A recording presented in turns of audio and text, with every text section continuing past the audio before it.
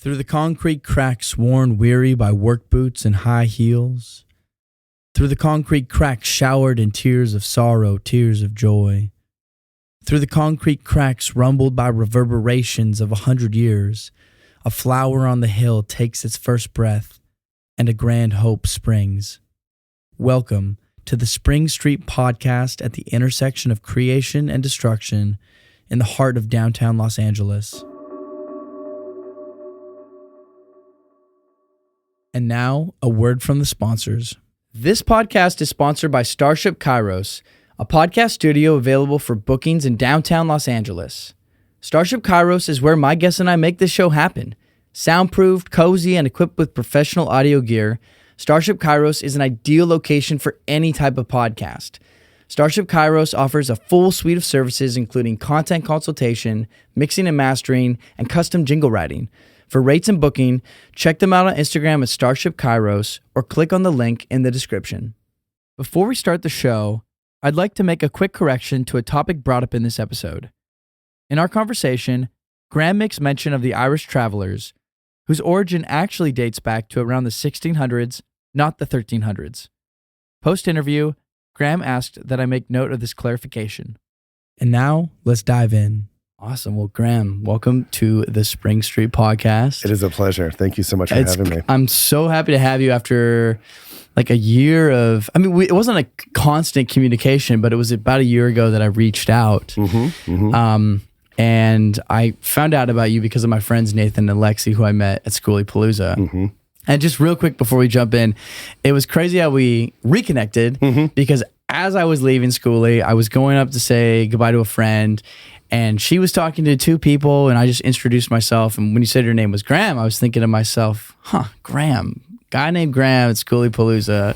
And then I asked you, are you from Seattle? I was like, I am. The surprise on your face. So, you know what? It was meant to be. So, but I'm happy to have you here downtown Los Angeles. Yeah, I made it. It's a big difference from Skoolie. I drove here straight from Skoolie, actually. So, oh, really? Yeah, I'm still dusting off myself. Okay, tell me, because I got out just as the rain was coming. Oh, really? What was that experience of the rain? Of the rain, yeah, that wasn't very fun. People got stuck, right? Yeah, they did. Yeah. My goodness. I actually, lucky enough, I was heading out because I saw the rain coming, and I'm in my little Ford Flex, so I'm not. I'm kind of stuck out there if I'm stuck, and so I had to do some work, and so I went into the lovely town of Blythe, California, and connected to the internet, the Starbucks, right? Yeah. And as that was happening, saw the photos coming in from Skoolie of the washes being flooded and stuff. So I was like, well, I guess I can't go back in. So I ended up staying in a Fleabag hotel in Blythe, California, wishing I was sleeping in my car, to be honest, actually. Wow. But all I could think of was Burning Man. Like I wasn't at Burning Man, but obviously like saw the pictures and heard the stories, had friends who were stuck out there. Yeah. And I was thinking, go figure that this is also happening to Skoolie. Yeah. Kind of in like the same, different years, but like same. Yeah, well, it's seasonal, winter out there, I mean, and last year I was out at the Rubber Tramp Rendezvous and something similar happened. And I had a big like octagon tent with one of those bathtub bottoms, and so much water came through. It was like being in a waterbed, standing on top of a waterbed. The whole thing was like floating on top of it. It was it was pretty wild. When that wasn't even monsoon season, but when the rains come through there, the washes are pretty rough. Dang. Well, there's so much I want to talk to you about. You have a very interesting career, life story, your work involved in research with vehicle residency and the programs that you're a part of and have started. But I want to go back to the beginning. I want to go back to where it all started for you. What set you on this path? Well, that's a lot of things, but I think so. As a kid, my grandparents were snowbirds. My parents drove around. We would go on vacations in an RV, and we traveled all across the country. I was one of those feral kids in the campground. If you were at Skoolie this year or any of the past, you see the packs of kids and the dogs kind of own the place. Yeah, I was one of those kids playing with other kids in the RV parks and the campgrounds. And then we actually had a good family friend who lived lived in his camper truck in our backyard for a while too. So wow. I And kind this of is up in Seattle? no, this was in the Bay Area actually. Okay, cool. I grew up originally out in the Central Valley in Tracy, and then eventually into the Bay Area, South Bay. And so I kind of grew up with a different view on vehicle residency, and sort of maybe normalizing that a vehicle could be housing, like that. For me, that wasn't really a strange thing. Mm-hmm. But then I failed out of high school. I became homeless in the Bay Area and slept on the streets a little bit in the back of cars, mainly under bridges, and worked at a big punk club, Gilman Street, as a kid. Really? I was about 6'3" at 15, so I was a big guy. And so I worked security, so I could sleep on the floor and the mattresses, the urine-soaked, puke-soaked mattresses and stuff. Oh my God! But it was, it was an experience that I was privileged to be able to reunite with my parents and finish my schooling. But had my son at 18, so I didn't really go off to school at that time. I sort of resigned myself to not going off to university and kind of went community college route, which is awesome. And it wasn't until, maybe my mid 30s, actually, my late 20s, I was going through a divorce and was like, I didn't know what I wanted to do with my life, and started to get more into anthropology and started to I had really loved my undergraduate anthropology classes. Mm-hmm.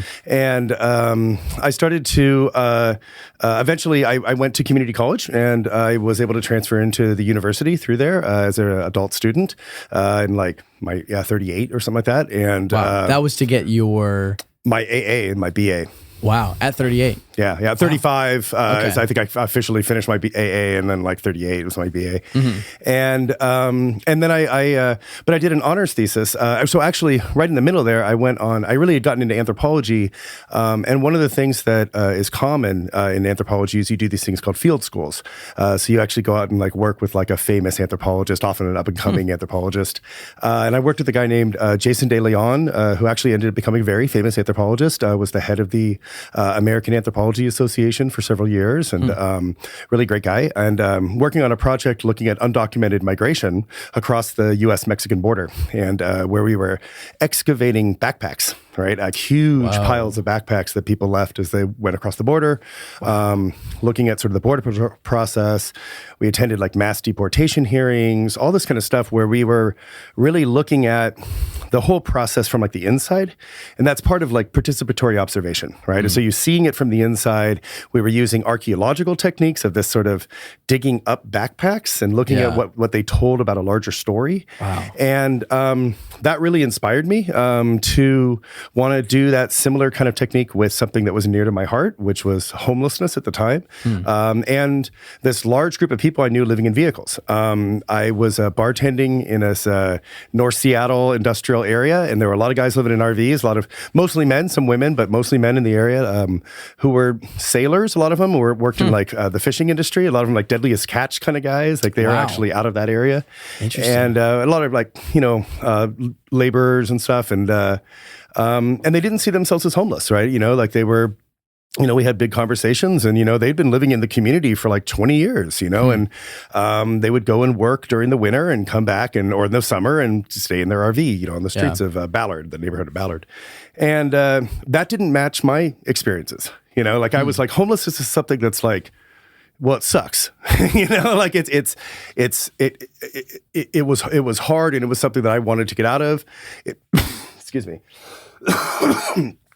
It represented a certain sense of freedom, but at the same time, it was dehumanizing, and their experiences were much more like, this is my home. I'm not homeless. I work in the community. And so I wanted to use that technique to study this population, or this group of people. I shouldn't say study them. I think originally I did think of it that way. Yeah. But I actually bought an RV and started sleeping on the streets to understand kind of what it meant and what people were experiencing. I noticed that there were these laws that directly affected people, and I started to look at those laws and actually look at like where people were living on the streets and how that was correlated with those laws. And through that mapping, actually, I showed that how these laws directly sort of corralled people into certain spaces. I did like anonymous mapping, not actually recording license plates or anything like that. Right. Yeah. But and this was for your thesis, or this was for your? Okay, this is for my undergrad. This thesis. is undergrad honors thesis. Okay. Yeah. Wow. And so anyway, I won like the best thesis and stuff, and got like a little grant, like award thing for it. Wow. And was able to continue the research at Seattle University.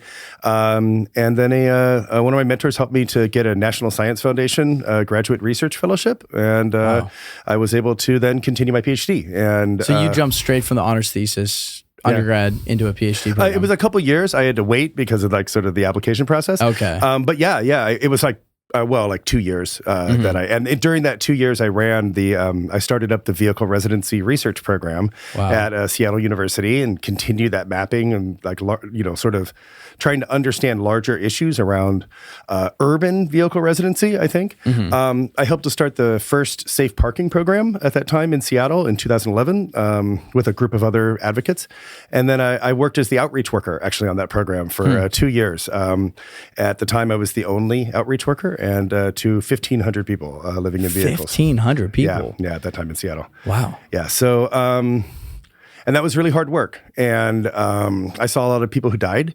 I knew a lot of really, really great people who we lost. And what were those deaths from? Was it like climate related? Was it some of them drug related? Was it like medical conditions? Yeah. Some of it, I had a good friend who died from exposure, froze to death in Seattle under a bridge. I ran a community meal for 7 years under a bridge in Ballard, and he was an attendee and actually passed away the night after our dinner. Right after Thanksgiving, actually. And then another man that I was working with that I was directed to do outreach to. His name was Michael, and I told the police I knew him because he came to our meal, but they were like, well, we got to tow his vehicle, because it's time to get it. And I said, well, we'll find him. Don't worry about it. About a month goes by of me kind of pushing back and then saying we got to get rid of his vehicle, and we couldn't find him. And I kept going by, knocking on his window and trying to find, somewhere. And then the tickets kept getting more and more. And eventually they came to tow the vehicle, and they found him inside. Unfortunately, he had passed. And it was natural causes. But it was those deaths, particularly Michael's death, that really led me to want to do more structural work and realize that, I wasn't a savior. I'm not here to save lives, right? I couldn't fix the many things that were going on in any of these humans' lives, right? We all are kind of up to us to fix our own things. But that a lot of the things I was seeing were the result of like these constraints, these legal things that pushed people, these laws that pushed people into these industrial zones where there was really no medical care, there was no water, no fresh water, no fresh food, no real police protection. And people, because of it, and there were this fear of being displaced all the time, they couldn't leave their vehicles to get help, right? The help that they needed to get. And so that's what led me to actually focus on this from a structural level. That's a big, long answer to your question. I apologize. No, it's all good. I mean, I feel like that's like the full story. Yeah, there's a lot of things to dig into there. Yeah. So your experience growing up in the Bay Area, what would you attribute that phase of your life to, that period where you were homeless? Wow. Well, I was 15, it was one of those like combination, I'm, get out of my house, screw you, I'm leaving, type thing. Yeah.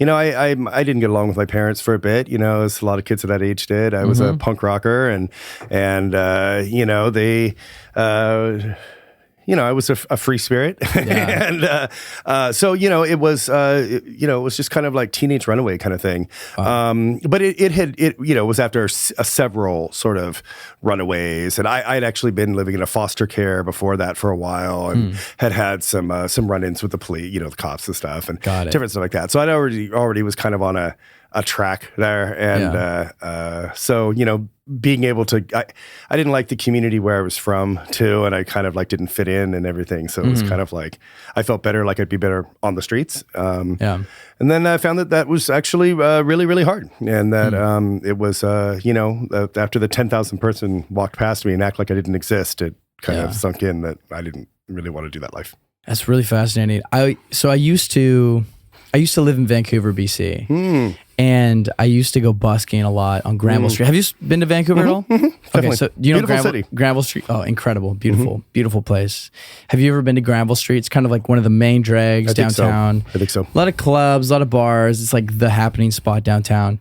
So my roommate and I, when we were in college together, we would go there pretty much every weekend, like a Friday night or a Saturday night. And we get there late, like maybe 9, 10.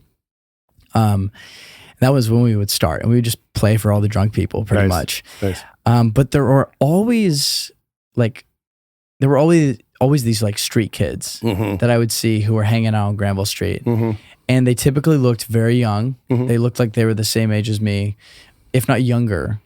And I was always just very intrigued, like very fascinated. But also at the time, like I was very like shy. Like I think I was like scared, like too nervous to like really sit down and like talk to them, even though I was just burning with curiosity. And later on, I went to Europe for a little bit. I dropped out of college, went to Ireland, and ended up with these anarchist squatters in Dublin. And it was kind of like my first real experience being in that world.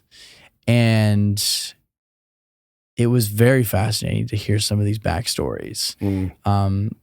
So I'm particularly interested in your story because it sounds like, in a way, like, maybe you were that kid, kind of young, involved in the punk rock scene, like out in the streets. Yeah, definitely. I mean, I had at the time, dreadlocks before that was known to be problematic. And my face was all pierced up and big septum ring. Hard to imagine right now, man. Yeah, I do look a little different now.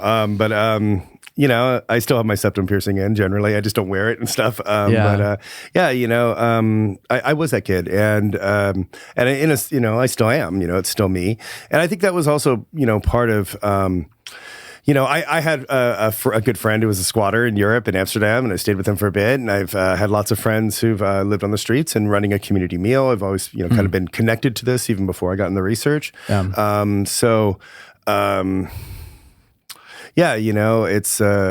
maybe that's the other part of it too, is trying to maybe hold both of those stories inside, and trying to find a way to give them both the respect that they're due. Like my experiences as someone who lived on the street, who was dehumanized and yet absolutely deserved to be humanized. And as someone who had lived in vehicles as absolutely beautiful housing and had seen this as a wonderful thing, and then seeing this sort of as something that I knew and was hearing from people over and over again how wonderful this was. And the system that I worked in and everybody around me in the society was saying, no, it's not. This person can't live that way, and we have to get them out of that vehicle as quickly as possible. And that was really, I think, it was actually the first time I came out to, so after, the whole story I told you only goes up to about 2019, when I finished the Ph.D. I won't go into the rest of it, but I had gone out to the Rubber Tramp Rendezvous in Skooliepalooza in 2020. For the first time? Yeah, or 2021, I guess. It was 2021. Yeah, for the first time. And even though I'd been in contact with the Home on Wheels Alliance and sort of talking with them through to learn from them, and I had this dream of starting this thing called the National Vehicle Residency Collective as something to sort of do a policy and legal rights advocacy thing. And so I, started to connect with them to learn more. And when I went out into the desert, I, probably the most initially eye-opening thing I saw that, really shouldn't have been eye-opening, I think, was people who were saying, come see my home. I love your home. Your home is beautiful. Wow. And it's still kind of, chokes me up to think about it, but that it hit me that they deserved that pride, that this was their private property. And why had I ever considered anything else? Wow. And that it just changed. It flipped a switch. You know, it was a paradigm shift for me. And and that led me to the work I do today. Wow. You know, what's funny is I have never actually really thought about that in that way, because kind of from the get-go, it's always, for the most part, it's always been that way. When my brother and I first moved to when we first moved to LA, we were living in a van together. It was our childhood minivan. Not much of a build out per se. It was we had taken the seats out, put a bed in, had like a table that pulled out, and we'd cook our meals like out in the air every day. And we went down to this gathering. I don't even know how we found out about it. It was a gathering in San Diego on Fiesta Island. And it was the first gathering I'd ever been to, van life gathering. That big long one where they go all in the big long line of vans? I guess so, yeah. I mean, there was just like hundreds of vans. Yeah. And that was my first experience of people showing off their vans and touring and people letting you walk in and check it out. But, you know, that was also kind of like the beginning of my world in like van life per se. So that was kind of all I ever really knew. Was people showing off their vans and like, oh, this is so cool. And then going through that experience of a few years later, getting a new van, building it out, and having that sense of pride of like, wow, yeah, totally. With, you know, people want to see it. People are asking me about it. I love to show it. And then this year and the last year going to skooliepalooza is the exact same phenomenon. Yeah. But I guess it's never really struck me that it could be any other way, which is... Right. I think speaks to what we were talking about a little bit offline, the breadth of this community. And I really liked what you said, like the camp or the tent with many camps. Yeah, it's a nomadic sort of philosophy of many one big tent with many camps. Yeah. And it sort of it respects the diversity and the differences and the needs of the different camps, right? That our neighbors who are living in RVs, like the friends that I had who are living in Ballard, or who are pushed down into Long Beach or in San Diego, or I mean, I'm talking all about California, but anywhere across really this country and even across the world,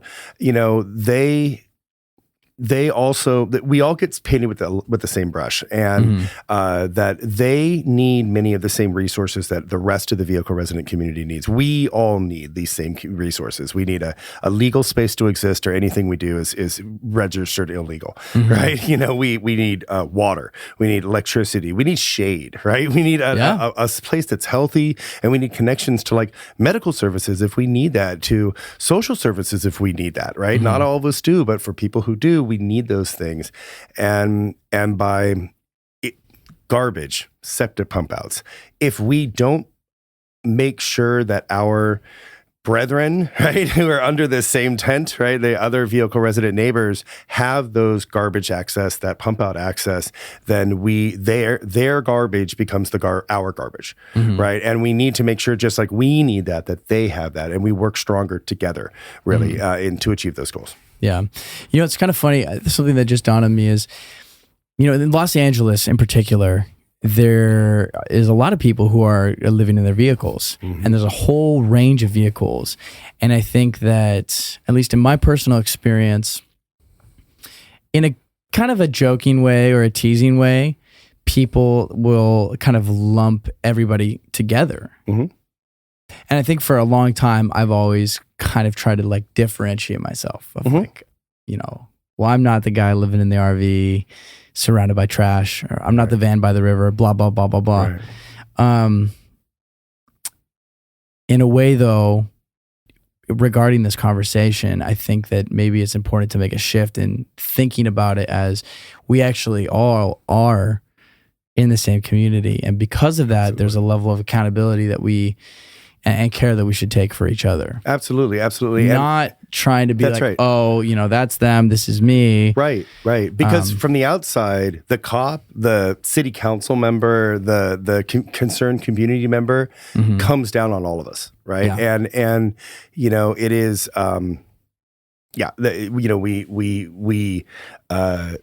we need to be there to make sure that we all have those things, or else any person who blows up the spot blows it up for all of us, right? And we suddenly see laws like, in San Diego, right, where like oversized vehicle ordinance, vehicle habitation ordinances, which effectively make it illegal for you to be able to park your home there just as alongside as any other RV or an RV. Yeah. Do you want to touch on that real quick? Yeah. Because I actually had no idea how intense those laws were until you told me offline. Yeah. So this is a recent, there was a settlement that just happened a couple of days ago. I don't know the full details, so I'm going to kind of be a little bit vague on this, okay. Because I want to be, I don't want to speak out of turn. But it's basically, it was that, so the city of San Diego has 2 laws that were put in place, I think it was in like 2017, maybe even 2015. But they've been this lawsuit's been on for a while, 7 to 10 years. In fact, at least one person involved in it has already passed away because it's been going on for so long. Wow. And it was, these laws were put in, and people who had their vehicles, homes impounded, the 2 laws are, I should be clear on this. One is an oversized vehicle ordinance. And what it says is that any vehicle that is oversized, and I'm going to probably get the exacts on this wrong, but it's generally more than 15 feet long, more than 7 feet tall, and more than 8 feet wide, or maybe it's 8 feet tall and 7 feet wide, I forget, but it's generally oversized, which a Sprinter van would be. There's something very similar in Venice where you have signs all over the place that say if your vehicle is more than 7 feet high or 15 feet long, X 12 amount feet long, which 10 mine feet long. and any normal Sprinter van, regardless of what you're using it for. Exactly. That's exactly right. Or any RV, right? Or any detached trailer, a lot of vehicles that are being lived in, and even arguably designed for habitation, right? So any of those vehicles are not allowed to park within a certain amount of feet. I think I'm going to say it's at least 150 feet. I think it's actually a lot more than that. I have to get the details again because I don't recall exactly. But within 150 feet of a whole bunch of different places, intersections, I believe it's businesses, schools, residences. I have to check it exactly. But a geographer came in and looked at like what the effect of that was on the city and showed that was around 90% of the city of San Diego. Basically rendering San Diego uninhabitable for oversized. dwelling. If you're in an oversized vehicle, effectively that you are banished from the city of San Diego, the second largest city on the West Coast, the second largest U.S. city on the West Coast. The other part of that is, and probably even much worse, is a vehicle habitation ordinance, which actually allows for an officer to arrest someone if they believe they're living in their vehicle, which of course would mean your vehicle would be left wherever it was, subject to impound, theft, vandalism, whatever may happen. Those are obviously devastating to anyone living in a vehicle, let alone oversized vehicles. And those kind of things overlapping together is what I had been studying in Seattle.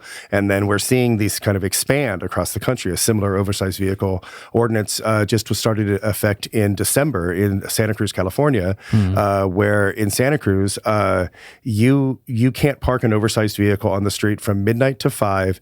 And you need, unless you have a permit, and the only way to get that permit is if you have a physical address in Santa Cruz.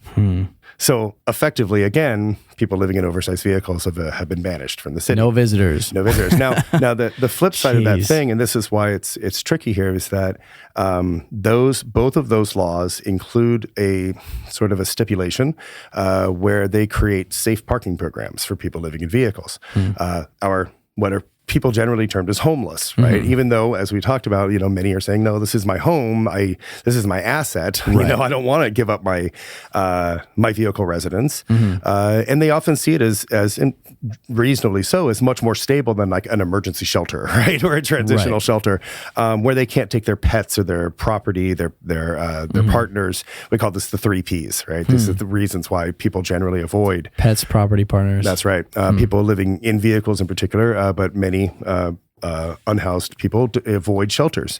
And so these laws say, well, we're going to take away all this space, but we'll provide spaces for these parking programs, which can be wonderful and very helpful. I'm a huge, proponent of them. I'm definitely believe in them because there are a lot of people who want to move out of their vehicle into housing, and they're very helpful for them. but the law applies to all oversized vehicles, and the law applies to all vehicle habitation. And so the settlement effectively says that there will be a moratorium on that law and enforcing it for 3 years while they built out more of the parking programs that are designed to end homelessness, but may not. We shall see. Hopefully they will, but it doesn't really call out a lot for spaces for van lifers, for retirees, for people who are using vehicles just as affordable housing or just as housing itself, really. Sometimes they're high-end housing. Those, so far, what the initial thing says, it doesn't look like that's part of the parking programs, but we'll see. The idea of being arrested for living in a vehicle, for just the suspicion of living in a vehicle is absolutely asinine to me. Yeah. I can't even fathom how, like, you could make an argument for that being a good idea. Like, you're going to take somebody who's already, from like a societal perspective, in a disadvantaged position, and then you're going to incarcerate them or give them a criminal record, or like what's Yeah, I'm not exactly sure the reasoning behind it, and I can't speak to whoever came up with that idea, but I think that it part of it speaks to this idea of what's called service resistance, and it's this idea that people are not they don't have the inherent values and choices to be able to allow themselves to take the services that the system wants to take. So if you're living in your RV and they want you to be an emergency shelter, and they say, or a tiny house, and they say, well, we've got a tiny house for you. And you say, well, no, I prefer to keep my asset of my RV that I own and have all my stuff in, and I can't park near your tiny house, then you're considered service resistant. But some might consider that service resistance. And that concept sort of leads to this sort of thing. It's a similar thing of the care courts that have recently passed in California, and these systems where people are being essentially coerced into social services because of this belief that they don't sort of know their own good, right? That they can't provide for themselves or have the that they can't see that they need better. And I think that's a big thing that led me in this work to sort of bring together all of this and really, like you were talking about, like focusing on a paradigm shift, right? From this is not just, it's not the van down by the river. This is housing. And that we need to recognize that this is private property, that people have a right to residency. There's an international human right to residency and to where you want to live, right? And that, I think, speaks exactly to vehicle residency, to van life, to nomadism. And that, this is, as a nomadic community, we need to stand together and make sure that we're standing for each other, right, in these situations. Because as we can see, right, these laws, that vehicle habitation ordinance is going to affect you, right? In 3 years in San Diego. I'm a bit concerned on how that ended up because, I'm not sure if that's a win. That seems to me like in 3 years' time we're going to see a whole lot of displacement. Backtracking a little bit, when you were doing your Ph.D. and you were researching vehicle residency up in Seattle. Specifically, you were focusing mainly on the Seattle area, correct? Well, yeah, and actually, so I was focused on the Seattle area, and I was comparing, as an ethnoarchaeology, I was comparing the sort of North American vehicle residency with the Irish and Scottish traveler communities, and sort of interesting. Yeah, looking at sort of how both of these communities developed as vehicle residents, and the history of that and what it said about private and public property. Okay, so I actually don't know a whole lot about the Irish and the Scottish travelers. Can you tell me a little bit about that? It's a fascinating topic, or fascinating group. I shouldn't say it's a topic. These are human beings. It's a fascinating culture.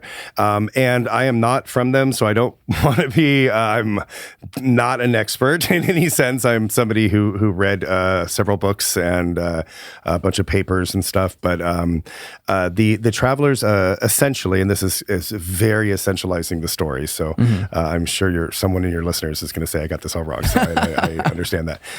We'll get an angry Irishman. And rightfully so. No, and I think rightfully so, because I think that the travelers, like many indigenous communities, the travelers are an indigenous community, that they have been studied by outsiders and are normally described by outsiders. And there have been a lot of excellent traveler scholars and researchers who have written wonderful work about their communities and really should be the people talking about their communities. Right? So I just want to say, like, I'm not that person, and so to really essentialize it, when the British started to colonize Scotland and Ireland back in, I'm getting the dates now off, but I think it was the late 1300s originally. It was sort of a wave of colonizations.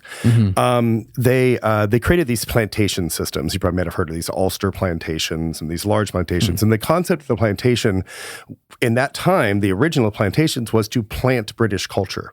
And, the way that they did this was the state of Britain, the monarchy, took a large piece of land and brought in a rich, wealthy merchant and said, we'll give you this land to lord over that land, and you can divide it up into pieces of little parcels, and then you can rent these out to people, and then you'll extract money from that, and then that way we can sort of divvy all up this land into now English land. And through that process of carving up this common area into these private properties of instilling a landlord over tenants, they were able to colonize both Scotland and Northern Ireland. Wow. And that during that process, the people who had lived in those areas, in these large common areas, many of which were had been moving around, sharing, information, storytellers. They were, craftspeople. They were tinkerers, sometimes referred to as. They were knackers. They were trading, old horses for like glue and meat and stuff. And like, they were the people who moved from community to community, that when that private property was sort of overlaid on top of them, they were displaced into the public thoroughfares that were created, these roads. And they lived in caravans on the roads for, the next 500 to 600 years, and still do in many cases. Now it's many RVs, trailers. They're often not on the roads because they have property. There's a whole town that they have. But then there's also, they've faced discrimination ever since. And there's been a lot of policies to sort of force them to settle. And there's been a lot of work, anthropologists studying this group and sort of looking at nomadism and sort of anti-nomadism. But one of the really interesting things that some traveler researchers pointed out is that, that they weren't necessarily nomadic, that their settlements were widespread and they moved around as part of their lifestyles, but it was the constraints on private property that forced them to be nomads in that sense, right? And that they had wanted to settle down, that many of them, they wanted to be able to have a space, they want to be able to have farms, they had wanted to have these things, but the state would not allow them to do that, right? And so that, and that's really oversimplifying it. There's a lot more involved. I want to be really clear. But there's travelers in the United States. A lot of them actually came over to the U.S. There's a large community in the Southeast U.S. Of travelers. And there's still a lot of travelers in the U.K. And I mean, in Ireland.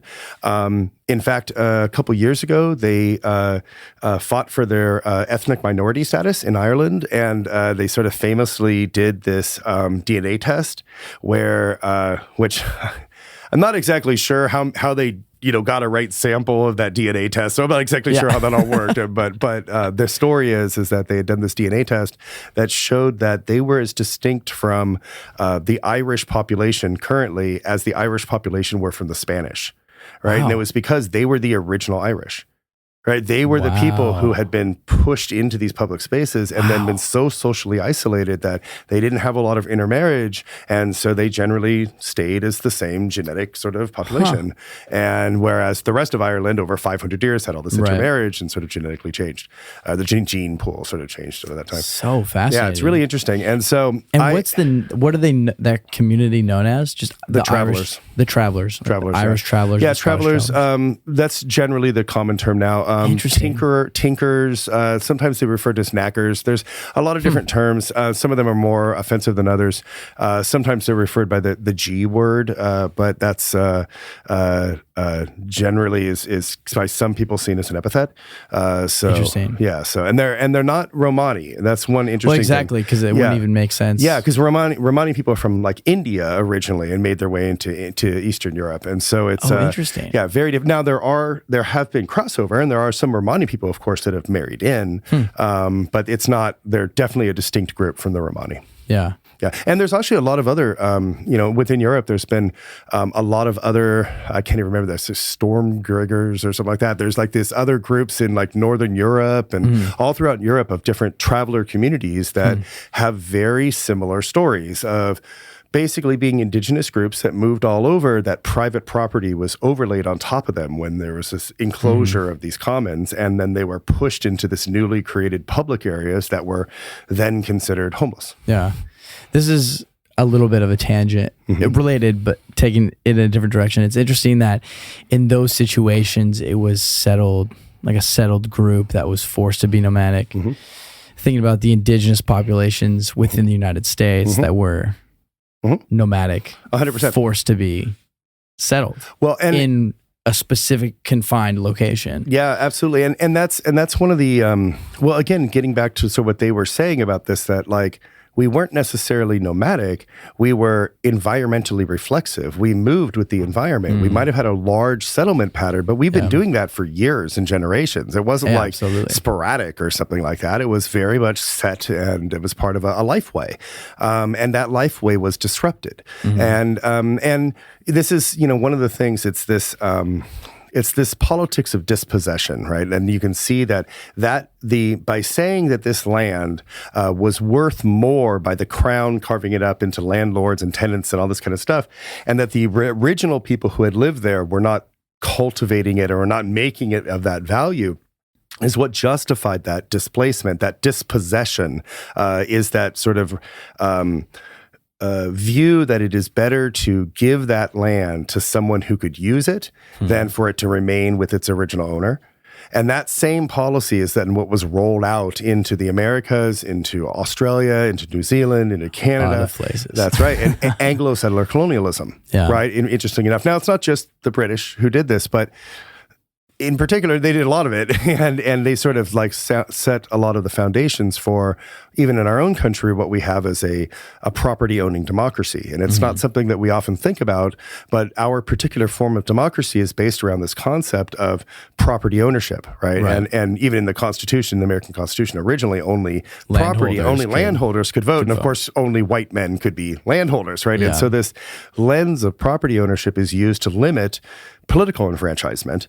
And that was also used as a way to take away land from indigenous peoples, to say, you don't actually know what property is. It's not cultivated. And then moving settlers in to say, well, now it's been improved, right? This concept of cultivation or improvement as a way to turn it into right property, right? As though it wasn't already used, right? As such. And I think that's, it sounds all tangential, but I think that relates to people living in the streets, right? In vehicles and in tents, that we see that public space is sort of re-seized, right? And that it's seen as it is more valuable for this to be an open space for free movement of traffic than it is for someone to use it as housing.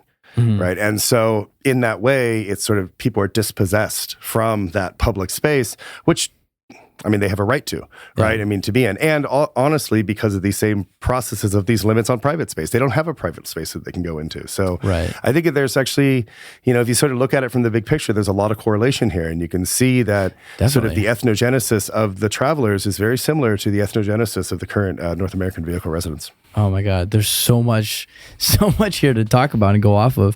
There's an interesting irony in terms of thinking about property or a space as like it should go to whoever is going to utilize it the best. One thing that I thought of is, how many empty spaces exist that are not being used at all. And in fact, it's either prohibited or disincentivized for people to go in who are unhoused or who don't have resources, etc. And we allow that on a societal level.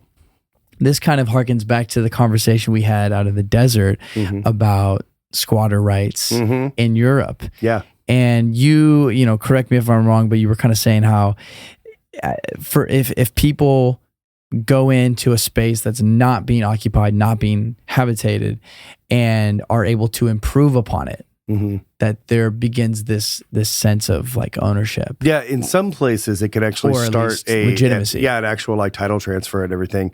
And that's sort of the late. Squatter rights is definitely different country to country. Yeah.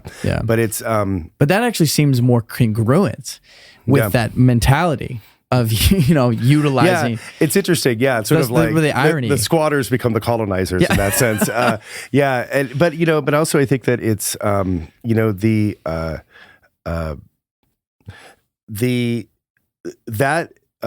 sorry, I forgot what I was going to say. Honestly, I lost it. So. Well, the thing that I was, in addition to all that though, the sad reality is, or just that's for you. The reality is that the reason why a space is still of value, even if it's not being utilized, is because of the capital and the equity behind it. Yes. And that's something that is just completely sitting empty can still have a economic utility. This is a big thing in Vancouver, and which is why there were laws that were passed regarding foreign investment. Absolutely. Because there was so little available housing in Vancouver. Yeah. And there were homes that were being purchased by people who investment companies, and often foreign investors, not even in Canada, totally. And these homes were sitting vacant. Yeah, and that reminds me. That's what I was going to say. Is that crazy? Is that there's this common mantra in homelessness work, and so in my day job, I'm the strategic advisor on homelessness for the city manager's office of San Jose. So I work a lot in homeless services and have for many years,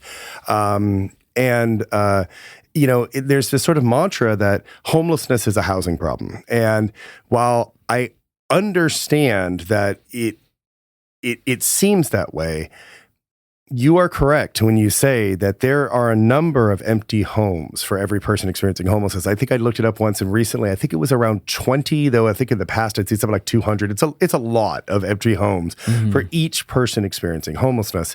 And it suggests that it's not necessarily a housing problem, it's a housing access problem. Yeah. Right? That exactly what you're pointing out. We have investment, large-scale property owners, landlords that are jacking up prices, that are holding on to property and making it so expensive that they can just sit on it and nobody even rents it. And it's worth more to them to just wait for it to eventually get rented at $5,000 for a one-bedroom apartment because they're going to get that amount rather than being it at $2,000 or, which is even still too high, but even these days it's pretty reasonable, and, it's ridiculous. Crazy. It's ridiculous. And I think that, that's what you all saw in Vancouver is what we are experiencing here in many ways. I don't know. I can't speak to exactly the foreign investment piece because I haven't seen the numbers here. I don't know if that is the case. Maybe it is, but either way, it is this sort of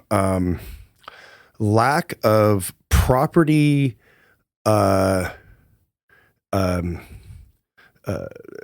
property inhabiting landlords, right? Or, people who are actually like invested in that property, right?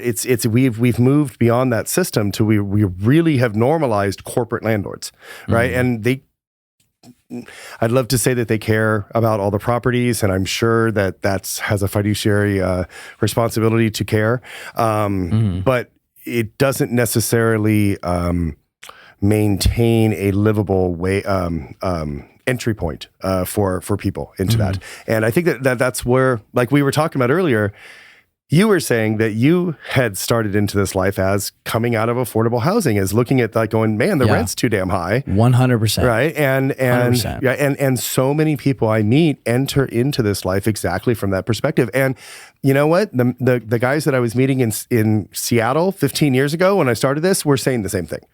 And I think that that's why it gets back to we at the National Vehicle Residency Collective, a lot of what we try to do when we work with policymakers, with legislators, even researchers, right, and social service providers, is to show them that this isn't the van down by the river. This is housing, right? That we need to respect this property and make sure that there's a space for this person to legally exist and that they have the amenities that they need to thrive. Whatever type of vehicle, whether you're in the city or in the desert, in a small vehicle or large, full-time, part-time, we need to be able to work together to defend the rights of all of us. Yeah.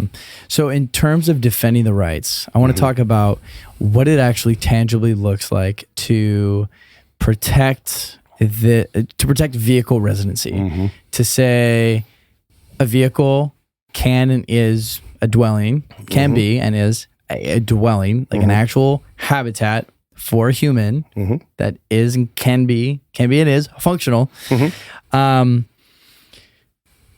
What are the protections that can be put in place that obviously no one's a fortune teller, but at least that can set us in the right direction. Start to move the needle. For a long time to come. Yeah. Well, so it's funny you ask that, actually. Just a couple weeks ago, the first ever vehicle residency protection bill was proposed in Washington State, and it's going to be up for vote this year.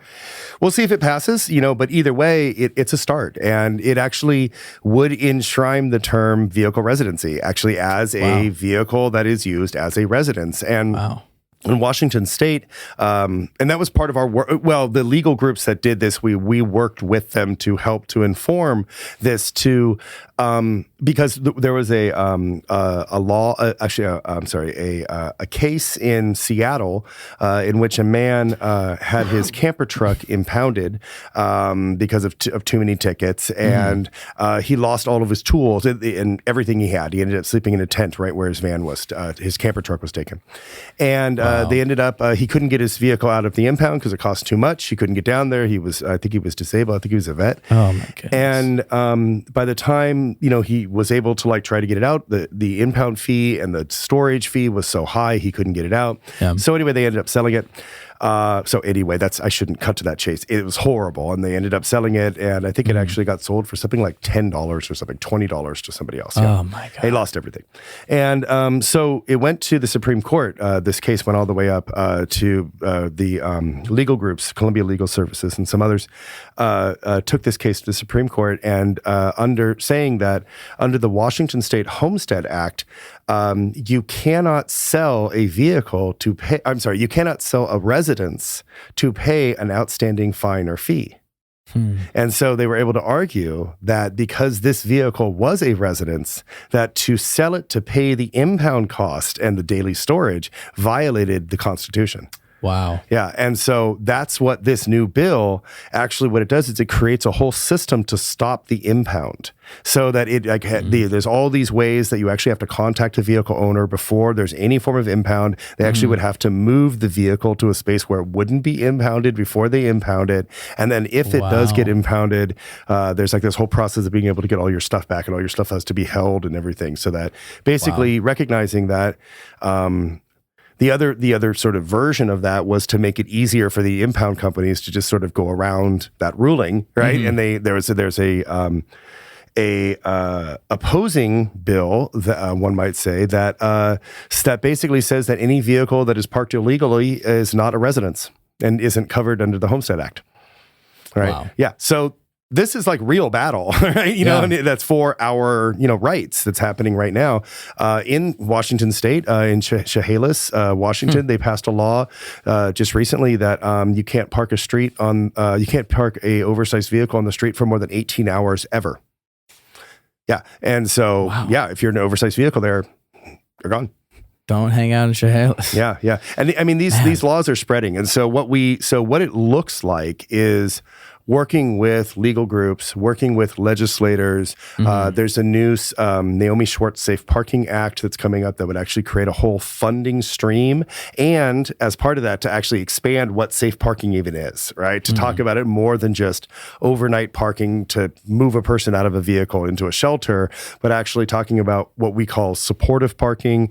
That's more longer term, often for larger vehicles. And even just what we call stable parking, which is could be a low-cost space where a person could park for a night to like 30 nights and be able to access water, electricity, septic tanks. But for someone like yourself who's traveling through, right, or is just like going to be staying in the area for a bit and who can actually afford a place to park, right, your home, and doesn't want it just on the street, right? And and then we also need the fourth piece is what we call temporary amenity sites, right? And these are like basically rest stops, right? We need rest stops in our cities where people can dump their septic, where they can charge up their batteries, they can get fresh water. And for people who need it, they can connect with a case manager, social worker, if that's what they need, right? We need to be able to make housing accessible for those who want it, who are living in vehicles, and we need to make space accessible for those who are living their vehicles as housing. It sounds like, one important element of this is kind of expanding definitions to include, like, basically taking the infrastructure, the legal infrastructure that already exists and saying, hey, we're actually part of this. Totally, yeah. And actually it was, this is on a similar note, in Oakland a couple of years ago, we also had informed this creation of what's called the Residential Vehicular Act, or not act, I forget what it was, but Residential Vehicular Program is what it was. And what it allows is using the existing mobile home park rules. There is, in the California State Mobile Home Park rules, there's something called the Special Occupancy Parks Act or something like that. And by basically rezoning to allow for this in businesses and residential, you can create a single parking space mobile home spot in Oakland, right, through this act and this program, and be able to invite someone who's living on the street in an RV and be able to have them there in a space where it could even have like a subsidized payment where like, and it would cover that as long as the person, and then the person has rights of like tenancy rights. They get clean water, electricity, sewage, like there's like a whole, So, and by building on that regulatory structure, the cities like that much more, right? Because the government doesn't like creating a whole new system. It's very costly to do that. So if we can point out where we say, look, we're not arguing with you. What we're saying is that this person is your constituent. This person is a taxpayer. This person is contributing to your economy, and they need you to defend their rights. Wow. Yeah, that's another really interesting thing too.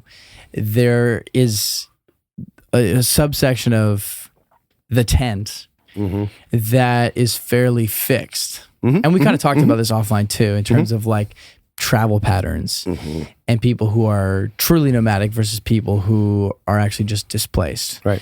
And so you have people who are living in cities and they're living in their vehicles. Right.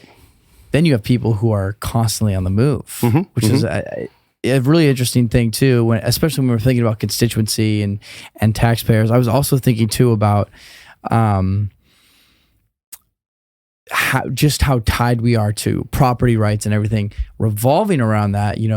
Everybody you have to have a driver's license or some kind of state ID to function. And in order to have that, you have to have an address. Pretty much. Or to get insurance, or to to have a gun permit. Right, to vote in many places, it's very, very difficult to vote in anything but a national election unless you have a local address.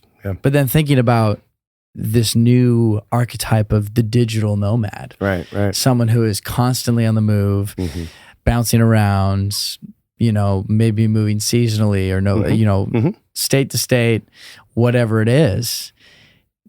That doesn't fit neatly into anything. And I just got I was just interviewing a bunch of people who are digital nomads when I was just out in Skooliepalooza. And I've been working with a lot of people who are full-time remote workers, and they're really successful, and they're making like 150 grand, or they're like, as a couple they're making like 250 grand, and it's my goodness, it's amazing, killing it. It's rad, and you're looking at like, and they're we're talking about like their monthly incomes are like $1,500, and that's high, right? That's like if they're moving a lot and they're having to move around like a big old diesel pusher, RV or bus or something, which is getting something like 5 or 6 miles to a gallon, right?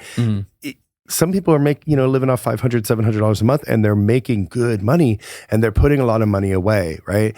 And you're right that this doesn't really fit. This again gets back to that thing of me going, this doesn't fit what I know, right? This isn't what the system keeps saying is homeless, right?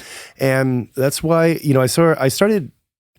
I started thinking about this through this, and looking into anthropology and looking at, it's because it's kind of what I'm studying, right? And looking at the anthropology of nomads, right? And understanding sort of different theories around nomads. And one of them that's been used a long time is this concept of nomadic tethering, right? And that nomads and sort of the different that. One thing we should probably even define divide the term, that when I say nomad, or maybe I should say nomadism, that nomadism, as I see it, and sort of according to nomadic theory, is a reflexive relationship within the environment.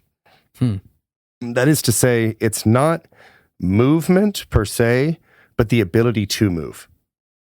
Interesting. Right. So it is being connected within sort of the world around us, the universe, the environment we live in, and being able to shift within it. Right. So as new opportunities arise, or as, your livestock are going to, overgraze this pasture, you move them over to the next one, but you don't necessarily have to move over if everything's going fine.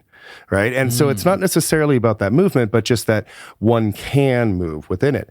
And so like the way to understand sort of different types, if it's useful at all to categorize people, which I'm not sure it is actually to classify people in any sense, but if it is in this sense, that there are people who there's what we call untethered nomadism, of people who are sort of moving around all over the place, and often in these large circuits. They may be engaged in large nomadic migrant labor economies, whether that's working in Amazon, or actually Amazon just recently shut down that whole program, but other, shipping programs. DigiKey is a big one, or JCPenney, weirdly enough, is now a big one, or it's working in campgrounds or amusement parks, Cirque du Soleil, right? Working like traveling shows, and then of course the harvests themselves, the beet harvests and such. That there's people who are moving all across the country in these large seasonal circuits, and they're not staying in any place more than 3 months. And a lot of digital nomads actually who are remote working, and they're just loving it, right? And why move that really expensive RV, right, to move, more than 100 miles or something, every couple months, right? So, excuse me. You're all good. So that's one group. And then we've got people who are sort of on the opposite, people who are geographically tethered. And I think that's a lot of who we're meeting in the cities. It's the people who I met in Seattle, and I've done interviews here in LA with people living in vehicles. When I did my postdoc at UCSF, I was working on the California statewide survey of people experiencing homelessness, which was like the largest survey of people living on the streets. Wow. And so I surveyed people here in LA, in Long Beach, Compton, in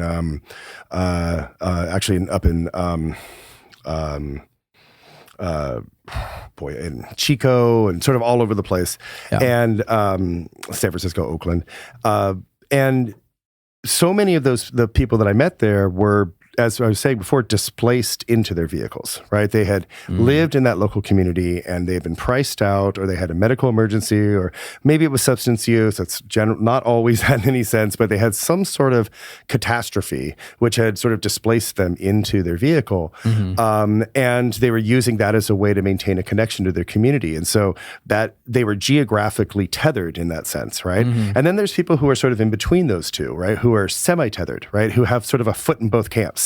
Right, in this way. And so people who are staying in a single space for, 5 months to up to a year, right? So that might be people who are long-term campground hosts, or travel nurses, right? Or people who maybe have a disability, or taking care of a family member or a friend. And they stay in a single spot, and it's a way to sort of maintain this connection to a community while still being nomadic, right?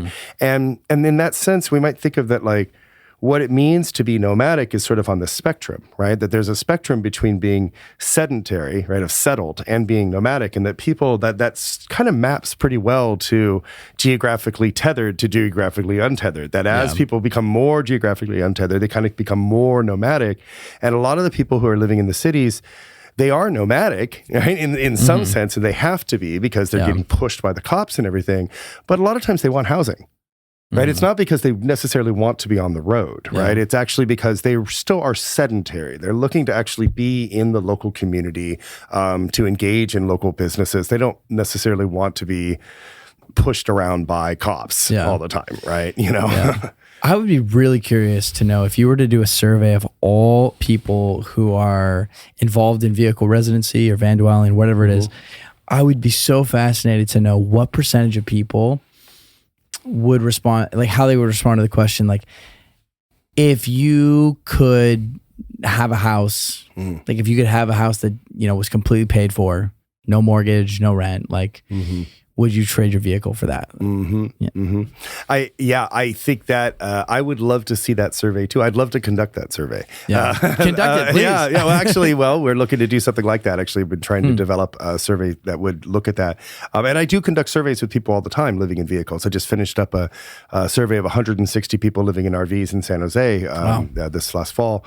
And, you know, and do you go there like in person? Like, how do you conduct these surveys? Well, that survey, it was a really great opportunity. We worked with a lived experience advisory board who actually helped us to develop the questions. They helped to write that, and we involved them through the whole process. We actually worked very closely with them and collaborated with them to develop the questionnaire, to develop the actual like recruitment strategy, how we would do the whole thing. And in the end, it actually ended up being sort of like a pizza party, and we would set up. And that's right. You were telling me about that. That's so cool. And we would go to like communities of like 25 to 50 RVs and set up and let people know about the survey and invite them in, as opposed to sort of going out and knocking on doors, which the knock is problematic. The knock. That's right. And so that's why we didn't do the knock, because we know how I know and others know how problematic that is. You really illuminated that for me. So this stuck with me this whole week. The whole like don't make me talk about that. No, I'll do all the talking on this because I went out and did my own research with this, and it was so funny because I don't even know how I know the shave and a haircut. 2 bits. When did you get 5 it? cents or Last whatever. night. There How you go. did you like it? All right. Like I don't even know when I learned that as a kid, but and you know, there's a portion of your audience right now that's listening going, "What are you singing?" Well, okay, no. So one of my jobs, I work with a lot of people from Latin America. And what was funny is in our conversation out of the desert, we were talking with another friend who had grown up in Mexico. And we should clarify what we're talking about here. What we're talking about is a knock that goes, I don't know if you can hear this, but... Right? Yes. Shave and a haircut, 2 bits or 5 cents or whatever. There's like different. I think it's 2 bits, but 2 bits. Right, yeah. That's how I think I heard it as a kid as well. So I went and I asked some of my friends who are from Peru.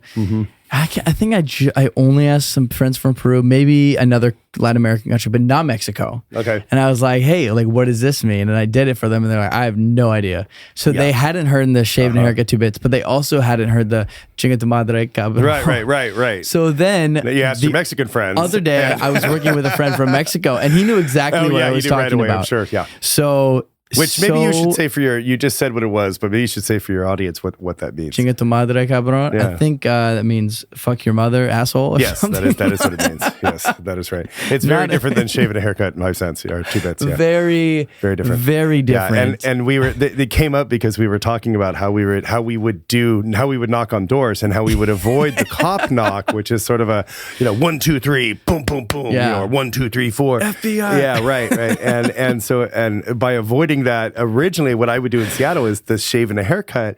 And I was talking as we were sort of doing our training with the lived experience group and saying, how should we do this? Yeah. I mentioned this is how we could do it. And about a third of the room kind of looked and went, what are you talking about? Don't do that. You're going to get shot. And it was, and I learned something that day because I was not aware of that connotation of, it's so funny how something so innocuous, benign, and like just random can mean two just totally different things. Totally. It reminds me of there's a saying in ethnography that ethnography is knowing the difference between a wink and a blink. Right. And that there's like, the same thing means so much different if you understand the context behind it. Yeah. Man. So anyways. Pizza party instead of the knock. Yeah. So then we had these questions, and they would, the people who were actually the interviewers were the people with lived experience. And so, I oversaw the interviews. I actually didn't conduct any of these interviews. I normally do conduct interviews, but this was an opportunity for the interviewers to learn how to conduct interviews, how to write interviews, how to actually analyze the data and develop a report. And so they were part of the whole process. And we're hoping to present the report just in the next couple of months to the city of San Jose. Wow. Yeah. I'm really curious about the people that you interviewed, particularly because I think that in my experience in Los Angeles, there's a big stigma around people who live in RVs. And, that like, it was kind of, a thing that I heard you say, not related to this, but like, when you see it in terms of like somebody dwelling in a van.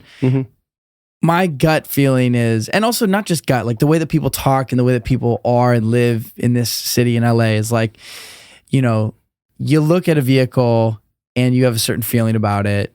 And there's a lot of vehicles that are pretty old, dilapidated, beat up, surrounded by trash. There's a lot of stigma around that. And I'm totally guilty of having that stigma of thinking like, oh, I don't think I would just walk up, cold approach this vehicle. So I'm so fascinated by some of these stories and like some of the people that you met. If you have anything you can share. Wow. To maybe like, enlighten, destigmatize. Yeah. So many of the people that we met, sort of I was saying, they're from the communities that they were living. They lived nearby. They had been really badly displaced. On average, I think the median was 8 times in the year. At the same time, we were asking about like, whether they wanted housing, and like across the board, like, it was like 80% or something of people were like, oh, they wanted housing, but they didn't want emergency shelters. They didn't want transitional housing because of course their RV is way more stable than that. And I don't think that's surprising to us, but if you're the social service system and you sort of see everything through this lens of ending homelessness, it's sort of like that saying of, when you're a hammer, everything's a nail. Yeah. Right. And so they see this in that way and they're sort of, okay, we have to move this person out of that. So that was a bit, it wasn't surprising, but seeing the data, and really seeing that confirmed was validating. But at the same time, we asked them how much they had actually received outreach for those services, how much they had actually received those services, and it was really low. I can't quote the exact numbers, but it was a very large difference between the amount of how much they wanted them and how much they'd actually had that offered to them. And we heard a lot of the same stories of people saying like, I would saying, hey, I wouldn't mind moving into a tiny house. Like these are people saying like, I wouldn't mind, I want a voucher. I totally want a Section 8 or whatever, but I haven't seen an outreach worker in over a year, and at the same time, the engagement they're getting with the city, unfortunately, is displacement, and I think that, I don't want to throw the city or the outreach workers under the bus because they're generally underfunded and they're not paid well. And it's difficult to do this work because, on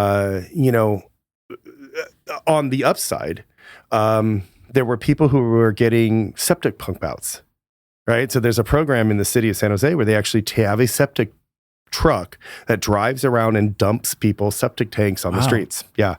Often provides them water while they're doing that. And they bring out garbage bags and they actually pay people to clean up the garbage around them. And these have been really successful programs. They've actually diverted a lot of waste from the systems. And that was one of those things where like seeing people saying like, no, that's really great. I love this thing. And and I would say one of the other really, interesting findings was about just the community.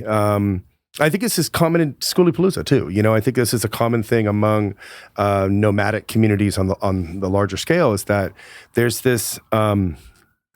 It's two sort of things. I think part of it is shared adversity, and then part of it is shared experiences, and a lot of times those overlap. And that because they all have to sort of look out for each other. They never know when the cops might come through to ticket or tow. They all need water. They all need a place to go to the bathroom. And they may need someone to help them with food when they're hungry, or someone to help them when they're cold, and or when their car breaks down. They generally knew just about everybody else in their community. They weren't all friends, in any sense, but That's interesting. But it was profound, the level of community engagement that it was like 80%, that they would know like 80% of the rest of the people in their community. And when you think about that to our like housed and apartment dwelling communities, totally, I think it's really interesting. The delta there, the difference between those two is pretty extreme. And having gone to skooliepalooza, you see a lot of the same thing, right? That you sort of among the nomadic communities. I think part of it again is that it's that shared adversity and knowing that I'm going to need water just like you need water. And if I'm going to run to town, I'm happy to grab it for you, right? That sort of thing that we have a lot. And also this shared, I think of it as sort of illegible experiences. These experiences like skooliepalooza that you can never, we can't explain to your listeners who've never been to skooliepalooza what it's like. Yeah. It's like being in a dark sky park and seeing the Milky Way. There's no words, right? Yeah. These are illegible. Right. And having those things, they bond us. It's sort of like the opposite of trauma bonding. Yeah. Right. It's sort of like awe bonding or something, But yeah, that was a really fascinating thing. And I mean, I could tell a story, but I don't want to monopolize the time. But, no, I mean, I would love to hear it. Like, please. One story, and I'll tell the story because it's about a man who actually wasn't in our survey, because I don't want to betray any of the people who were in our survey. They were confidential and they were insured their confidentiality. And they were compensated, I should say, too. We did compensate everybody. I think it was $50 for their time, normally about 20 minutes. So one man that we met, he was actually the brother of one of our interviewers. And that interviewer had lived in a vehicle not long before she got off the streets. And she lived, it was like a series of like 3 vehicles with her mom, her brother, her sister, her brother-in-law, and I think their kids. Okay. And it was like a whole like sort of set of vehicles that were like a large RV and then like a tow behind and like a car. And she had become an outreach worker, this interviewer. And so she, had gotten off the streets, gotten a voucher, and was sort of given back. And she wanted us to come and meet her family. And we, of course, we're happy. They were in an area we were going to do interviews. We're happy to meet them and do an interview with them. And when I first went over, when I got to the area, I got there early as usual to set up the pizza party and everything. And I walked towards the RV. I didn't actually know it was his RV. And it was surrounded by police. And there was police across the street with some business. And you could tell it was a tense situation. So I kind of backed off because not only did I not want to, engage in that, and, possibly cause any extra stress in that, but also I didn't want to identify our work with the police because that's a constant fear of people. And so later on in the day, she brought us over to meet him, and he was very visibly traumatized. He was spinning really bad. His PTSD was extreme, and he kept talking about saying things like they come and they hurt people and they do these things, and he's talking about the police. And she told me that about a year before, he had been in a standoff with the police, and they wanted to force him out of his RV, and they couldn't get him out, so they threw a flashbang grenade inside of his RV with him in there. Jeez. And I can't even imagine what that experience would be like. And he was arrested, he was taken out and everything. And so in that moment, I could see that displacement trauma, the reality of that, right? Of how real that is, of being, and how it can be, the violence is real. It's very, very physical. We found out later on that night that he had died that night. And then he was found outside of his RV. And we're not exactly sure what happened. But We didn't conduct a survey with him because he wasn't really in a state to conduct a survey. So, I mean, I know that, at least I hope, I know that we didn't push him further in that. But I can't help but wonder how that, the re-traumatization of that visit affected him, and that the spinning that I observed, how that might have been connected to that. It's a reminder that these are real things, and that this harm is it has a real effect. Wow. It's so crazy how it feels like you have two different worlds in the same city, and people living amongst each other, on top of each other, and yet they're completely separate. Yeah. Los Angeles is a constant reminder of that. I mean, we're 2 blocks away from Skid Row right here. Yeah. Two different worlds. 100%. Absolutely. One thing that I noticed that I think was really interesting, because I'm not sure that I've ever noticed this kind of effect on myself before, is that after skooliepalooza, there were a few things. One of the things was I felt a lot more confident about talking to strangers, just going up to talk to strangers, having a new conversation. You have shared experiences. Yeah. When you're at schoolie, you kind of have to, you have to go out and but there's also this level, just enough baseline level of trust. And what's incredible is that you meet these amazing people and forge these beautiful, beautiful friendships. Absolutely. But it took going out to the desert and experiencing that to take that back with me into the city. Exactly. Which is not something that I was anticipating doing. Right. There was one night where recently I went to a comedy show, and the comedy show at Skooliepalooza? I went to that one, which was hilarious. That was crazy. I couldn't believe they did that. Yeah. Which was so cool. Most of it was good. Some of it I wasn't quite sure on, but it was good. I didn't realize you were there for, awesome. Yeah, I was there for the whole thing. It was so, okay, I want to come back to that, because there's a bunch of stuff I want to talk about with that. But no, it was a friend's comedy show in Venice on Abercrombie, and I was going to go with a couple friends, but they weren't able to make it. So it was just going to be me. And I was like, you know what? I'm just going to go by myself. And I walk in, and normally I probably would have been in maybe a bit of a social anxious kind of position of I don't know anybody here. What do I do? Maybe I get a drink, blah, blah, blah. But I was like, I don't want to drink. And you know what? I'm just going to go to the back, sit beside these two dudes. And so I sat down and I said, hey, I'm flying solo tonight. What's up? And before skooliepalooza, I don't know that I would have just done that. And going to Skoolie gave me this newfound ability to just connect with a human, just because they're another human in this life, in this struggle, doing the thing. And on that same note, being in a place where there was so much sharing, sharing meals, sharing food, sharing drinks, sharing experiences, it's contagious. Totally. You can't help but feel like you want to contribute as well. Oh man, this person just made me a bomb dinner. Man, I want to cook up something for people. I want to, and then coming back into LA, I could still feel that in myself. Yeah. Which was really, really, really cool. And so, thinking about these worlds colliding and how they're so separate, I can only, I guess, dream and imagine about what it would be like for people to just get a taste of this kind of thing. Yeah. Even if they're not involved in the lifestyle. Yeah.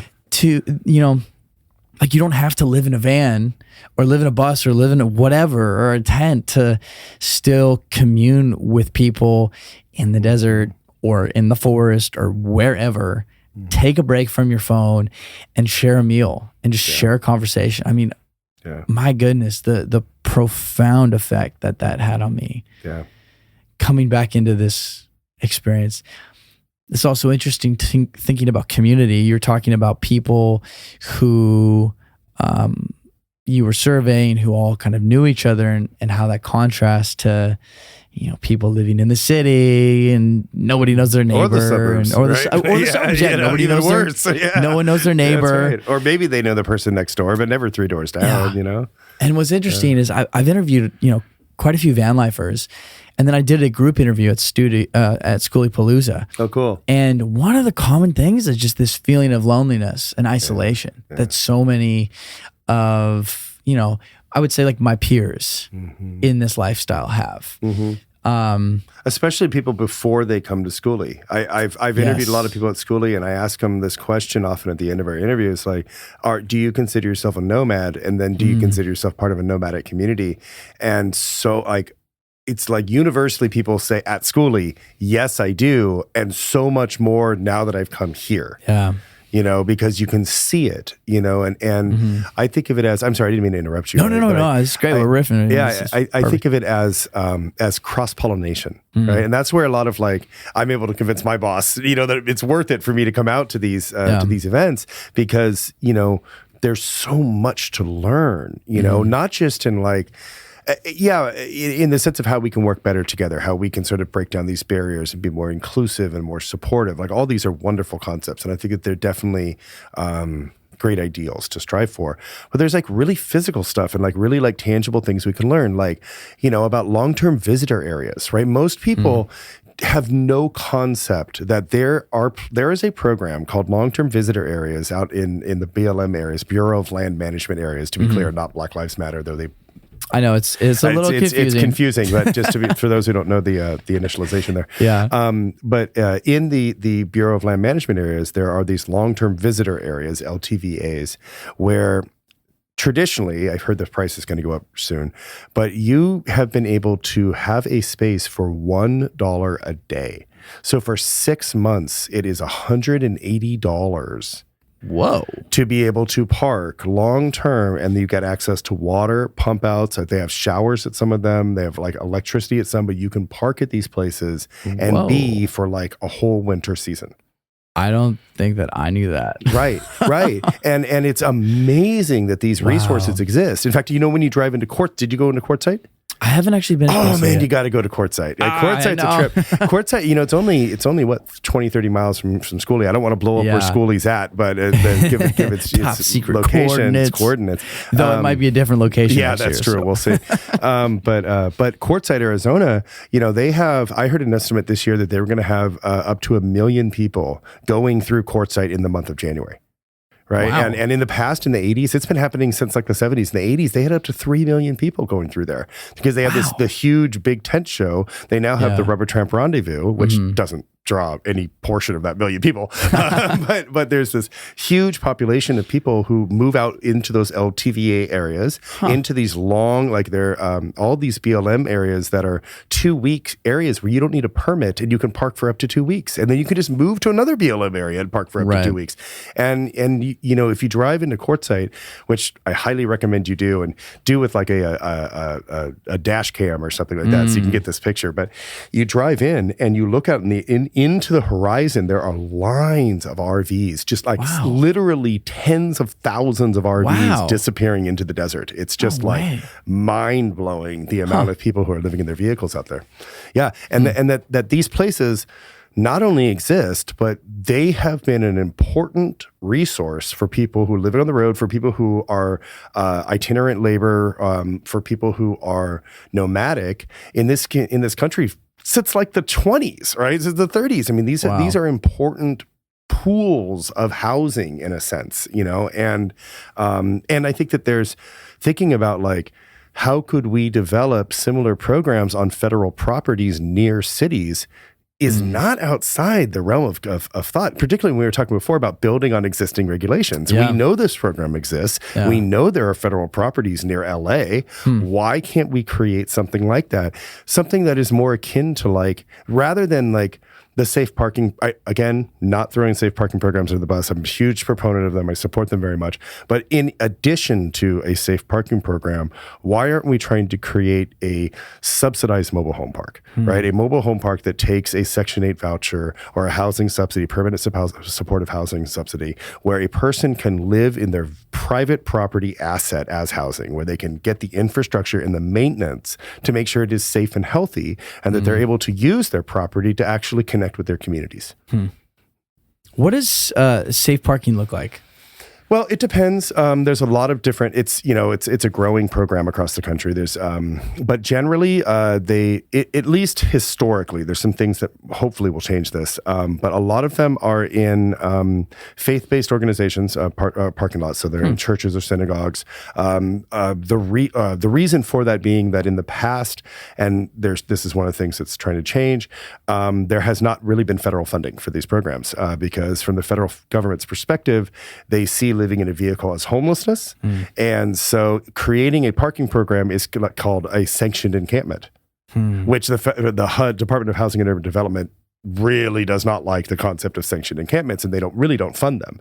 And so there's been a shift in this, partially because of advocacy work that we do at the national level and others do, but to rethink this, right? And think about like how that separates these programs from the continuum of care, because ultimately it makes it so that if they don't have the federal funding, well, then they also don't have the funding for a case manager or all the housing assistance. And ultimately that's actually the goal of this program, right? So a lot of times they really struggle to actually maintain those, the real kind of core services that they need to end homelessness, which is the goals of these programs. Typically, and again, the programs are awesome, and they do the best they do that they can with what they have. I actually serve on the board of directors for the Colorado Safe Parking Initiative, and again, huge proponent of these programs. The challenge is that many of them are for smaller vehicles. Many of them are overnight only. Many of them, as I mentioned, require, not all, but many require people to actually move out of their vehicle into an emergency shelter or sign something that says, I'm going to give up my RV. There's a program that just opened up in Seattle, the first ever RV lot. And in order to go in, you actually have to sign something that says, I'm going to move out of my RV, possibly into a tiny home. And if that was you, right, like you, of course, would never want to use that program, right? And those kinds of things are barriers, right, to people using them when they could be very helpful, right? And so that's what the safe parking programs look like, and that's one of the reasons why we're pushing for, as I was talking before, about supportive parking programs, which are for larger vehicles, 24/7, long-term. They recognize that people are using the vehicle as housing, and that for a person who wants to get into more permanent housing, that process may take years. Right? It's going to take a while to get that voucher, and it's going to take a while to find someone who's going to accept it. Right? And so if you're going to be trying to actually get that person into housing and they're in an RV, we need long-term spaces for that person to be able to safely inhabit their home while they're moving through that process. And then also that third one of the stable parking, right? So we need spaces too for people who don't want to move into housing. This is their housing, right? They need a space where it's either that subsidized mobile home park or even like a low-cost overnight parking, you know? So like when you come into town, you would have a spot where you could stay in Santa Cruz or San Diego. Yeah, interesting. On a nationwide level, do you know some of the numbers and statistics in terms of like vehicle residency, like how many, like what that population looks like on a nationwide level? Yeah, it's that is probably the most common question I get asked when I get asked by journalists. Yeah, and they always hate my answer because it is nobody knows. The answer is quite simply. There's some interesting reasons for that. I can give you some numbers that have been developed by different people and the numbers that we've developed, but they're all speculative because the reason really is that there is no count. There's nobody who's counting this. And as you can imagine, many people living in their vehicles don't want to be counted, and it's their right to not want to be counted. There's a lot of people who live off the grid, and there's also people who are like, living in RVs up in the mountains, right? And like, or out in the desert. Nobody's going out to those BLM lands and counting every single person there, right? So, or maybe they are, maybe they're freaking drones over or something. I don't know. Maybe, Google Earth is going to do it or something. Maybe, the AI is going to count them now or something. I don't know. But there really isn't a good understanding of that. Interestingly enough, actually, at the last National Vehicle Residency Collective, the U.S. Census Bureau attended and is going to be talking at our next upcoming summit about how to improve the count of people living in vehicles for the census, to actually for political representation, actually, so that they could say, look, there's this population that needs to have this support. Now, the only real way that that's counted is in these what's called point-in-time counts. There are these, the Department of Housing and Urban Development requires that every community, that really any community that has people experiencing homelessness, which is pretty much anywhere across the country, has that they have their social services are coordinated by what's called a continuum of care organization, and that organization runs these point-in-time counts. They happen on odd numbered years, typically on the last Thursday of January. Some communities do it every year. Some do it odd numbered years. The federal government only requires odd numbered years. I believe it's biannually every 2 years. And the odd number being because the zeros are when the census is done. Right. So some communities do it every year. LA just did theirs, right? Most of the communities across the West Coast just did it just this last week. The problem is that during that point in time count, they don't actually require people to count people living in vehicles, right? What they do is they say, count the number of people who are sheltered and the number of people who are unsheltered. So it gets back to this, well, what does that mean? What does a vehicle that's being lived in look like? Well, you know it when you see it. Yeah. And because the federal government doesn't require a further sort of delineation within those numbers of unsheltered, even though LA has been counting people living in vehicles and showing at least 20,000 people living in vehicles. I mean, it's a lot of people living in vehicles in LA. San Jose, the number's around maybe 1,700. Seattle, the number's anywhere from like 3,000 to 5,000 over the last 10 years. I mean, there's a lot of people living in vehicles. The National Vehicle Residency Collective pulled together all of the reports of those point-in-time counts. And of the top 10 largest cities, I think it was only 5 that actually reported these numbers. And only 3 of them were actually had confidence, right? Like San Diego, unfortunately, has been pushing their numbers down because they're like, RVs don't count. We don't think people living in RVs are homeless, so they took RVs off the count. Well, that drove the numbers down, right? So there's, so the problem is that you really, because the federal government doesn't require it, even though some cities are reporting it, it actually isn't reported at the federal level. So there's really no number. The number that we were able to pull together from those largest cities, I can get you the exacts, but it was something like 46,000 people or something like that. Interesting. I think that was right. A lot of it was in LA. That was a huge portion of that population was in LA. That might be way over. I'd have to get back to the number, but we have it posted on our website. But on the flip side of that, I have heard numbers as high as 1 million people. Actually, I've heard a number 17 million recently. 17 million? Yeah. Now, that sounds pretty extreme. Yeah. But I think that they actually include long-haul truckers in that, which often are living in their vehicles and often have a lot of the same challenges because they have the same oversized vehicle ordinance affects a long-haul trucker. Interesting. Right? I could actually see that population be that big if you include truckers. That's right, yeah. And the rest stops also, have the same challenges, with these. So, yeah. I think it's the largest blue-collar trade, right? Right. I don't know, but I wouldn't be surprised. I mean, yeah. So, that's where I think you get that 17 million. I'm not sure I would go with that number. That seems pretty high. I'd heard 3 million before that, and it was like the broadest type of definition. It was like, this includes anybody anybody in the tent. So that's like snowbirds and stuff too. People who are like retirees, weekend warriors, car campers, anybody who's in some type of way car camping, living in their vehicle. Boom, 3 million. That's interesting. Yeah. But yeah, it seems like it would be such a hard thing to really... it's a guesstimate, I mean, I don't know. I don't know where that number came from. I don't want to doubt anyone's number, but it's difficult. It's really hard to get that number. And we are trying to do things to improve that. That's why the census is talking to our group. That's why we've done things to improve the point-in-time counts so that they actually have a standard for counting vehicle residency.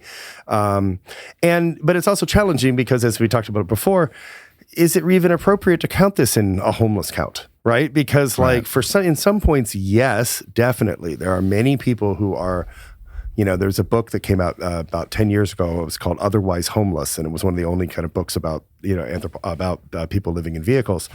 And I'm not sure I agree with that concept, right? Because I kind of go, but aren't you just sort of enforcing the label of homeless on someone who says I'm not homeless, right? But the problem is that, again, the system sees this as homelessness. The system sees generally, actually, because of that, we were talking before about that property-owning democracy. In our society, we see the habitation of private property as fit and normal. This is a settlement bias, as I was talking to Tony before about when offline. That a settlement bias of that the forms of settlement that we understand as familiar, we tend to see as fit, and those that we see as unfamiliar, we tend to see as unfit. And that in this sense, it's not the vehicle per se that's familiar or unfamiliar. It is the habitation of private property that we understand as the ideal, the right way to live, and the habitation of public property tends to be seen as unfit or it's unfamiliar and then unfit. And we can see that really with vehicle residency, how much that's the case, where an RV that's parked in a rented space, private property, we call that an RV park, right? A mobile home park. This is a important pool of affordable housing in this country for many decades, right? Yet you move that RV onto the street, and that's now a federal determinant of homelessness, right? And that's settlement bias, right? And so I think that's part of what we're trying to do is sort of deconstruct that, right? That's a constructed thing. It doesn't have to be that way. We don't have to think that way. And we can understand as part of that one way to deconstruct that is to show that this is private property, right? It's private property in public space, but you have the right to your private property. You have a constitutional right to that, and that your vehicle home should be politically enfranchising. Like that person I met out in the desert who said, hey, look at my home. Let me show you my home. Right. You have every right to have pride in your home.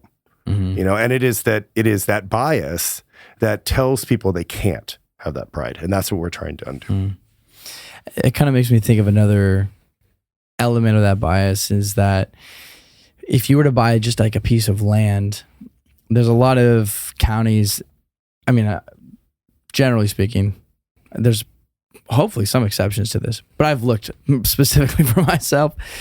You can't just buy land and put your van on it. No. That's true. Because that's considered camping. Right. Yeah. And so typically there will be some kind of stipulation about like how long you're allowed to camp on a piece of land. And it might be the same as BLM land. Like maybe you can camp on it for 14 days or 30 days, whatever it is, but you can't just put your van there. Right. Which also boggles my mind to think that you could own a piece of land and not actually do whatever you want with it. Or something as simple as just like, well, I'm going to park my car there and just not move it. You can't. Nope. No. Well, depending on the county and depending on the state. That's true. So, which is just, it's another interesting thing. It's another obstacle. It's another hurdle. But then the funny thing is, this is my speculation, but I'm pretty sure this is true. If you buy a piece of land that has a dwelling already built on it, then you could put your van there and you wouldn't have to. It depends. Oh, really? Because like if you were to put an RV in, I've actually seen this happen in Seattle where somebody has parked an RV on a driveway and the local neighbors came in and said, you just added another residential space to that property and you exceeded the zoning. Right, that's zoned at 4 residential, no way. Rooms, and you just essentially added a new room by putting an RV in your front yard. That's crazy. Yeah. So there's the double standard. Yeah. I mean, it is, and it's well, I don't know if it's a double standard. I don't know what it is. Well, it's just funny because sometimes it is hard though because I hear this as a problem all the time. I meet people who are like, I saved up money, I was working on this, and then I went to go put my RV on there, and like next thing I know, there's a cop shows up and says, we got a complaint. You can't park your RV in this space, and it's like, they're like, this is my private property. What do you mean? How can I not do that? And it's unfortunately that's the case in a lot of places. Enter in the, need for resources and access to resources within this community. Right. Exactly. Because it does get complicated. Yeah. And I think that the core of it is, the core of it is people just want to be able to live unencumbered, you know? Well, and you know, and I think that I don't want to blow up any of the spots, but there are some there are spaces that exist, and there are people who are creating those spaces, and there's people who've been creating them for a long time. There are, I mean, you know, anything inside from like, cities or outside cities? Mostly outside cities. I mean, anything from like Slab City, right? I mean, theoretically, that's an example of people creating spaces, semi-legal spaces for vehicle residency. You know, but there's a great place called Luna Gaia, which is in I think it's in Colorado. That's by Janet Douglas. She started up with the Nomads Helping Nomads Network, and they're creating a space for like, you know, nomads to be able to come and be at. There's other spaces where I don't want to name them because I don't want to blow up people's hidden favorite spots. But if you're in the nomadic community, you probably know what I'm talking about, and if you're not, then I encourage you to meet other nomads and ask them. You know, if it's like the old punk thing, ask a punk, right? You know, right, if or you want to trying to find an after hours rave. That's exactly right. Yeah, you have to know. But that's so funny. But like there are spaces like out in like Eastern California, in Arizona, where there are. I've heard them described as platinum boondocking, right? A boondock platinum, right? And where it's like you can actually pay a relatively low cost, you know, we're talking like under $10 a day to be able to park your vehicle long term, and their water turns on for 2 hours a day, and everybody's off solar and they're, you know, off the grid, but there's a septic tank truck that comes through and you can pay them $5. They come through once a week and they can dump out your stuff. And, and there's like local community markets, and they're very intentional communities. And I mean, these places exist. And okay, offline, you're gonna have to tell me, because I would love to dive deep into that. I'll give you some tips, but there's, I mean, they really do exist, and there's and that's part of that cross-pollination thing, right? You know, like I see that, and I think about, you know, all the people I meet in the cities. There's times when I break character of being the researcher, and I go, hey, so, you know, I'm the director of the National Vehicle Residency Collective. Do you know about these things? And they're just like, what are you talking about? How do I get out there, man? You know, and it's like, well, you know, you have to have the gas. It's costly to get out there to the desert. You have to have a vehicle that's not going to break down, which a lot of the vehicles are in, you know, they're not going to. And a lot of times, you know, while they are tethered nomads, they are more on the sedentary spectrum than on the nomadic, right? Because they're still really idealizing housing. Yeah. Right. They're not necessarily, they make a choice to live in their vehicle out of a limited set of options. And if that option actually included housing, they would likely go for that one. And that's very different than many more traditional nomads who actually would say, no, they prefer to be on the road, or at least some portion of the time. And that they do that because it actually helps them to connect to something bigger. Yeah. You know? Yeah. I think I'm actually experiencing like a realization of myself of where I fall on that spectrum, you know, whereas I think I started from that place of being like, well, if I had a house, like that'd be great. Yeah. If I didn't have to pay X amount of money, you know, or this ratio of my paycheck towards rent, like, yeah, that'd be great. I think that I've realized that it's actually, I'm somewhere more towards that nomadic side. Actually, I think that maybe part of how I realized that was when I was at Skoolie, talking to people and hearing about how long they had been on the road, and just thinking like that amount of years just sounded so cool. Just thinking to myself like, wow, I want to be able to say that. So like, how long have you been on the road? Not that long, really. I mean, I lived in my van with my brother for a year when we moved to LA. And then I got a place, and then I'm going into my second, I'm into my second year. So you would be, I heard someone give a great sort of system to think about that. They called it the Nomad, the Nomad, and the Pro-Mad, right? And actually it was the guy, shout out to Nomad. His name is Nomad. If you met him at skooliepalooza, he dressed like a pirate. He was the dude, a really tall guy dressed like a pirate. Yeah, his name is Nomad. Yeah, that guy. Yeah, he was a cool guy. I've seen him around. Really nice guy. We had a good conversation. We're going to try to hook up in his hometown where he's from, actually maybe do an interview. Oh, sweet. he had he had this way of talking about it as that a nomad was someone who was like 1 to 2 years about that, right? You know, maybe more or less. It's not really fixed, but about that amount. And that once you get over that, once you're into like 3 to like 6 years to 8 years or so, you're a nomad, like you're in it.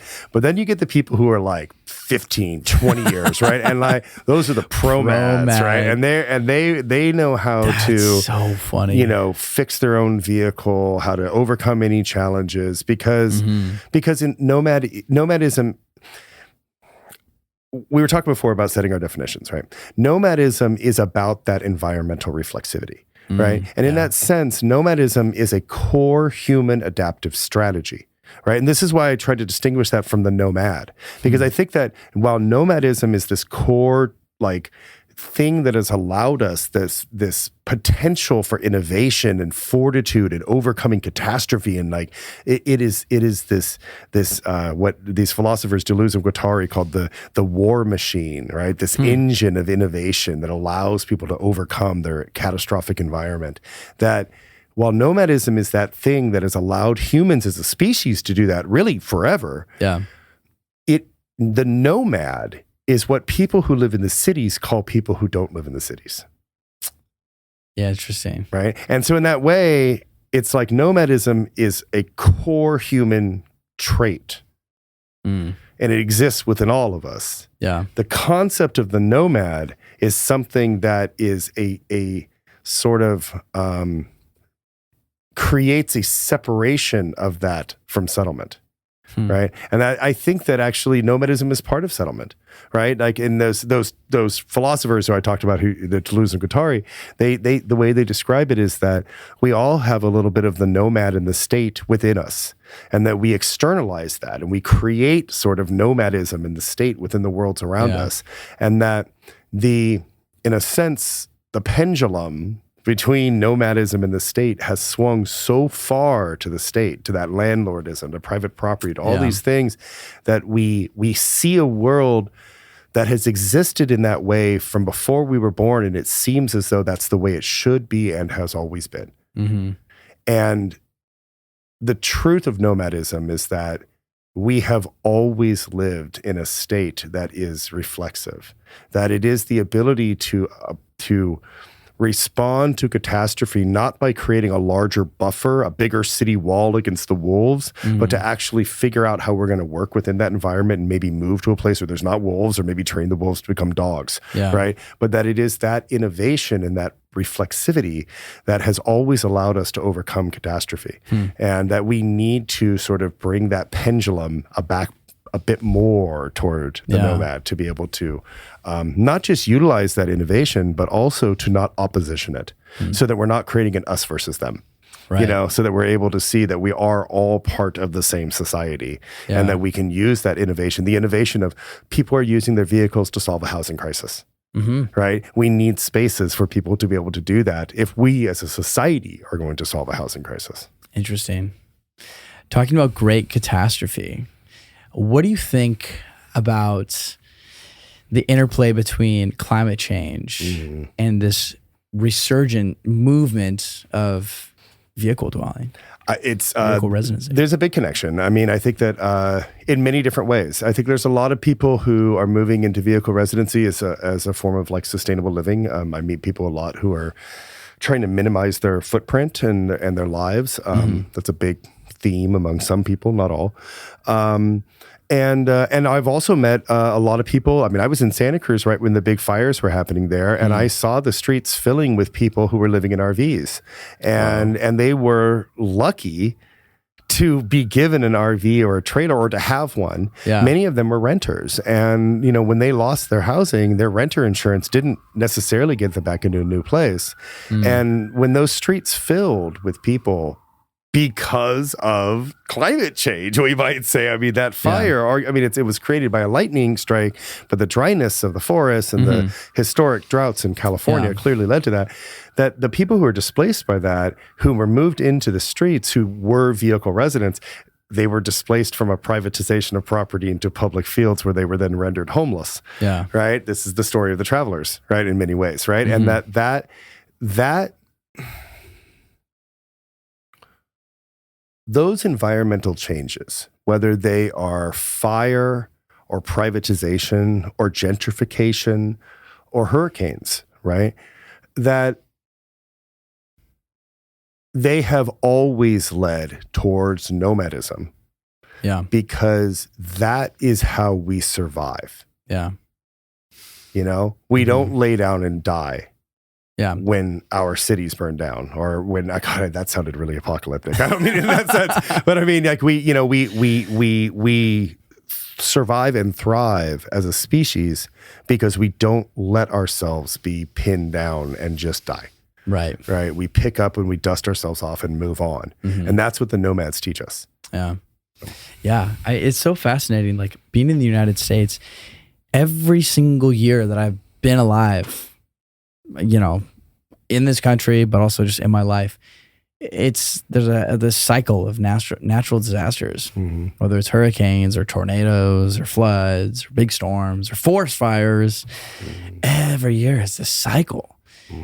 And so I can't help but think the ability to be able to move around is just incredible. Exactly. Yeah. To be able to adapt to your environment. Yeah, exactly. And that's, I think, I mean, that's what I see is that's what the war machine is, right? That's that engine of innovation, right? It is because the nomad is reflexive within their environment and has this ability to move, not necessarily just movement, right? Yeah.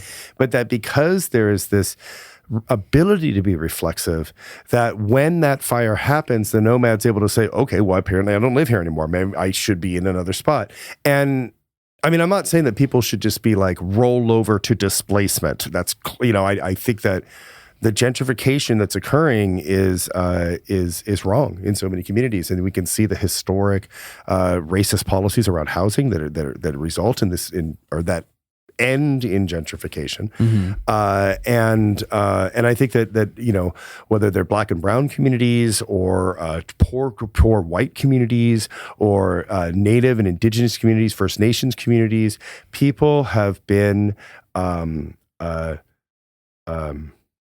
removed or limited in their access to owning property as a way to limit their access to their political representation.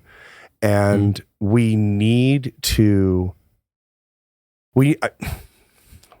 I'm idealistic, but we need to not do that.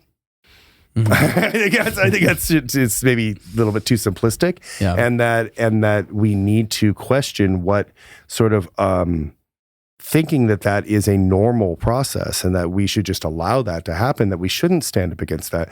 What allowing those things actually does to each other, to, you know, how it separates us from each other, from the world, from the universe. There's a, you know, sort of a core nomadic philosophy, you know, Genghis Khan, Bob Wells actually is really into this. A lot of people of animism, right? Of this concept that, you know, sort of everything has a spirit. And when you have that, I think it overlaps with this concept of monism, that we sort of live in a singular universe where, like, yes, you and I have a spirit, but it's sort of one spirit, right? And that we have separated ourselves from that universe. That's the state, is that separating ourselves from the universe into these little boxes. When the nomad sees it as, no, we can't have borders because then I can't get my water supply. That, you know, like I need a world that is flat and borderless to exist. Yeah. And that again, sort of like pulling that pendulum back from the state back over to the nomad, recognizing, or at least more in the middle, recognizing that this innovation is addressing these climate problems, these huge catastrophes in our environment. Not only can we learn from that of like, well, these are the catastrophes. Like, they're happening in front of us, right? Whether we want to acknowledge it or not, that fire made a lot of people homeless. And there should have been a response to rehouse that displaced population. 2 years later, an oversized vehicle ordinance was put into that community to remove that population. Wow. Right? And that's the peril, right? I don't think nomadism is perilous. I think that oppositioning nomadism is perilous. Wow. Yeah, it's interesting too, thinking about what you were saying about animism in the state kind of divided, like creating this arbitrary Right. division. Like the only way to have like a free market to be able to have capitalism in that sense, or whatever it is, whether it's a taxpayer or the cop versus the criminal, whatever, is to see ourselves as separate. Yeah. Right. It has to have that thing which says, well, we're not the same person. And that fundamentally we get those philosophers, Deleuze and Guattari, call it as striation. Right. That the state separates the world into all these little blocks. Interesting. Right. And that the nomad is driven to exist in a world, what they call the body without organs, a single universe that is not really broken up into any things. Yeah. One thing I think that kind of reminds us of just how arbitrary that striation can be is at Skoolie, since it's like on the border of California, Arizona. Oh, yeah, totally. All of our phones. Oh God, I hate that. Kept on switching back and forth between California time and Arizona time. Yeah. The funny thing is, there's only one time. Yeah. You know, like the sun is rising and setting the way that it is. We're all here, and yet because who knows why it's actually happening, but like Arizona is an hour ahead this time of year. California's an hour behind at this time of year from Arizona. Right. And so it's just so funny because it's just two different state policies, entities, but we're in one geographical location together. Yeah. You know, it's not like we're skipping through time. It's totally arbitrary. Totally. And I missed several meetings because of that. I was really pissed off. Actually, I was interviewing Bob Wells on yesterday, and I was an hour late to our meeting because of that. No. Exactly because of that, and I had to apologize profusely to him. Yeah, I was an hour early to a FaceTime date. Nice. Hey, that's on the better side. At least I was though. early. That's good. But look at you. So funny. Yeah, but yeah, you're right. It's weird. And even thinking about like at skooliepalooza, if you looked at the division of the different property owners, I'm trying not to blow up where the spot was to describe exactly where it was, but there were two different state and federal property management agencies. I'm still confused about where the delineation Dude, was it zigzagged. there. That was the problem. Really? Yeah, it wasn't like a straight line. It went back and forth. And so like if you were like in one wash, you were in one, and if you were in the next wash over, for people who don't know, a wash in the desert, right? There's rains, and they sort of create these like flash flood creeks, right? And that's what the washes are. Whenever you see those trees, that's because that's where the water has gone through, and it's watered the roots of the trees, right? Yeah, and so that's why you don't want to park anywhere near those, because that's where the water's all going to go into it when it rains, like the rains we were talking about earlier. And those were those washes that were flooded out, which is why I couldn't get back into skooliepalooza during those rains. But so like if you were in one wash, if you were like at one sort of plateau and you went over a wash into the next plateau, that could be a completely different agency, whether state or federal. So it was really, that is interesting, really weird and confusing, and that might be one of the reasons why it's in that place, because it makes it kind of difficult to figure out whose sort of authority is there. Exactly. Who's going to deal with all these hippie nomads in the desert? Yeah, and it reminds me, it's funny, it reminds me of, I was doing these interviews as part of the California statewide survey, and I was interviewing people on, I think it was Santa Monica Beach. What's the town that's right next to Santa Monica? I mean, there's quite a few. Okay, so the beach. Is it Venice? There's Venice immediately below Santa Monica. And then above Santa Monica, you got the Palisades. So I think it was Venice is what it was. So but they're like right next to each other, right? Yeah. So we're on the beach, and there's this line of tents, right? And I'm interviewing people in these tents and with these other interviewers, right? And I'm talking to this guy, and I'm noticing it's really weird how like it's like all like on the beach going all the way to the water is this line of tents in this one specific spot. And I asked the guy, I was like, okay, what's up with the line of tents? And he goes, well, it's because right over there, like 2 feet that way is Santa Monica and 2 feet that way is Venice Beach. So anytime the cops come up, we just drag our tent 2 feet onto one side or 2 feet on the other, because whatever cop it is doesn't have jurisdiction on the other side of that line. God, that's so funny. Yeah. But it's people using the laws to their advantage in that sense, right? Hey. You gotta do what you gotta do, As they should. Yeah. Sometimes we gotta be pirates. Use the I like that. Sometimes we gotta be pirates. Have you looked into or investigated much or researched much the demographics of van life community or like vehicle residency? Yeah, I have.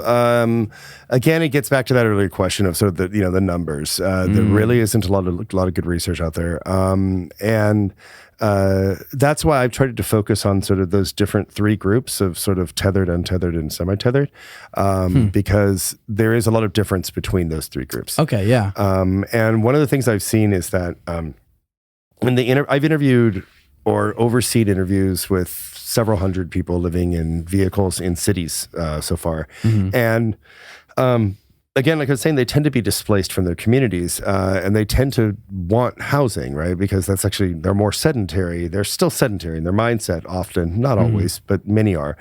And so probably unsurprisingly, their demographics tend to match the demographics of the house community. So if you're in Oakland, the demographics of the house community, which were predominantly African American, but has changed a lot, of Black African American, has changed a lot as gentrification has occurred. But many of the people living in vehicles match the same demographics, right? And interestingly enough, when we compared that with the general unhoused community, there was a lot of difference actually. That the unhoused community in fact, there were disproportionately more people of color in the unhoused community than in the housed community. That's a common thing kind of across the country.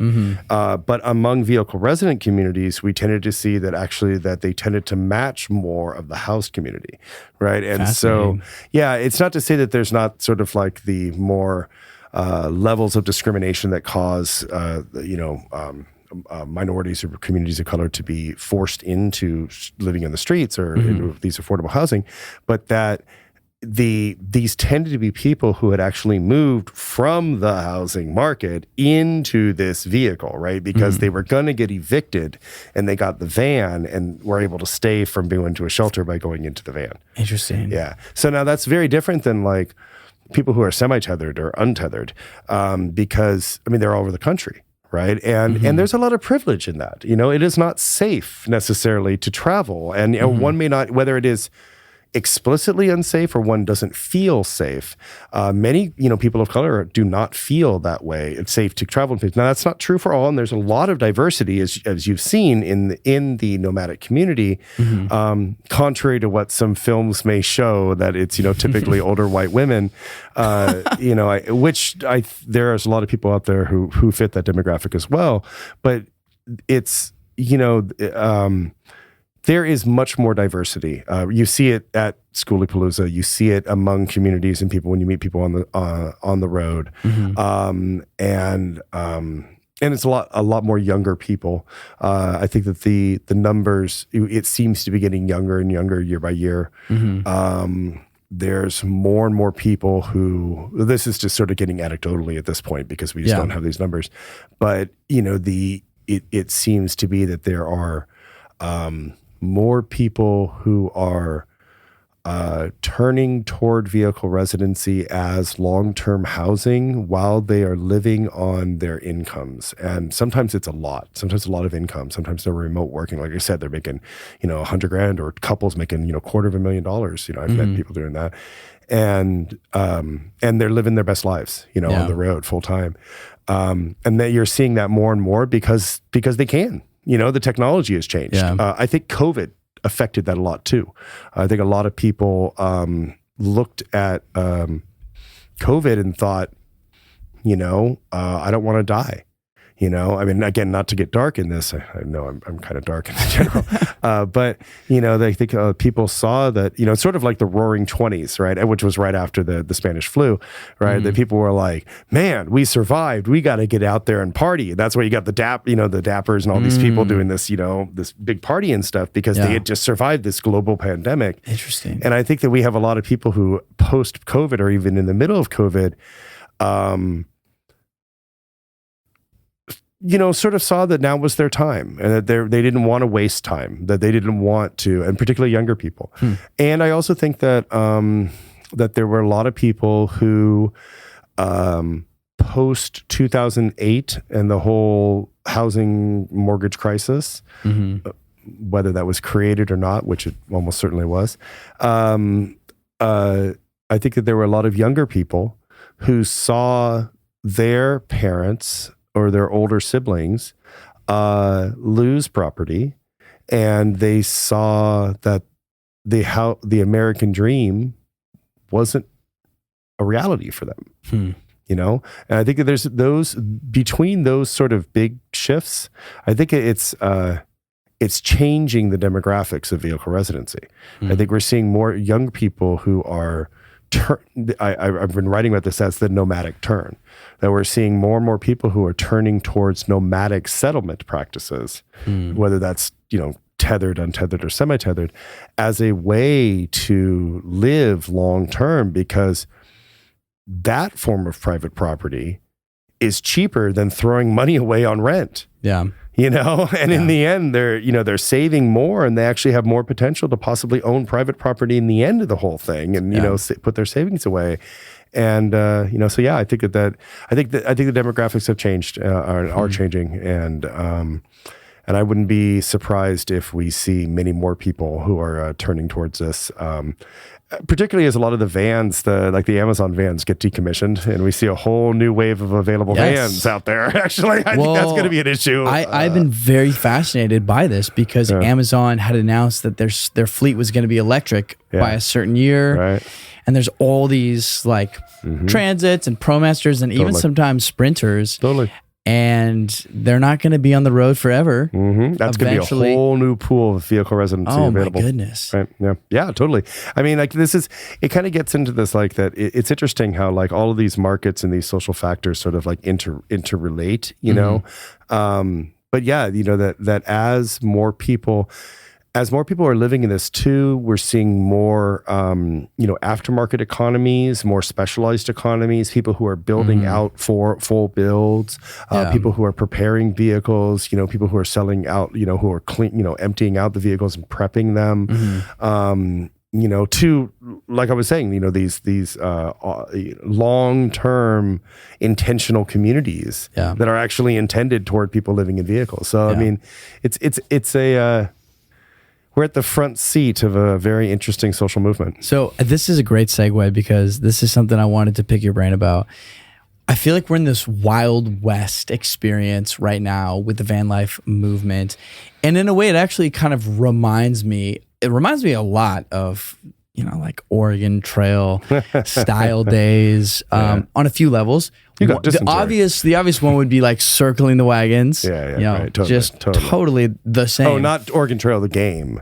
You meant the actual Oregon Trail. Gotcha. I thought we all got dysentery and died, but okay, gotcha. Yeah, sorry. Oh man. But yes, very much. Though. I get you. Circling up the wagons, but also to this sense of like, you're the one building your own house. Right. No one's building it for you. Right. Which is something I love about this movement and this community, how industrious people are. And so many people I've interviewed did not have much of a background in building. And, they just got on YouTube and started buying tools and built something. But on that note, what happened over the course of the next, 100 years after the Oregon Trail is the common person doesn't build their own house. And there's all this legislation and boards of oversight to make sure that it's done properly and safely and these type of things. For good reason, structures being built safe, Yeah. By and large, I would say like important thing. Yeah, people not dying because of fires is good. Fires or collapsing structural buildings issues or whatever it might be. Yeah, those are good things. Yeah. What I wonder is how that fits into the story of van life and vehicle residency. It's interesting because, there's a lot of pros and cons here.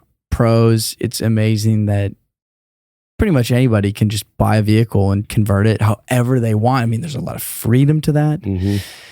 But there is the question of safety. I mean, it's not uncommon that vehicles have caught on fire. Oh, yeah. Because of people messing up their wiring. I even know I had a conversation with a guy who's a professional van builder, and he was telling me a story about somewhere along the line, a van that caught on fire that he had worked on. Wow. When I was doing my electricity, I mean, that was the thing I was the most paranoid about. Yeah. It was the wiring, the proper gauging, putting it all together. I had heard and stories and seen videos of vans on fire. Yeah. Well, then there's propane. You haven't gotten into the issues around propane. Like those are just like bombs waiting to go off, unfortunately. And also too, whatever they products or chemicals. I don't want to scare people in that way, but I have propane in my van. Yeah, I have propane in my Ford Flex. So a container above it. But with that, you get gatekeeping, price goes up, and it becomes less accessible.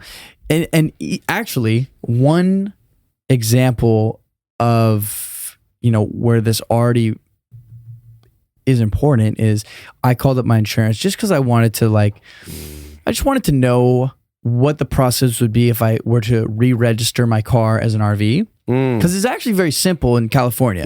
You have to prove 3 things: that you have a kitchen, a sleeping area, and a toilet, and it's very vague. It's really just those like a composting toilet would count and stuff.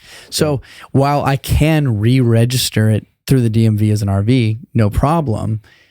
My insurance, I've Geico, they won't insure it as an RV unless the build was done by a certified van builder. Now, who's certifying van builders?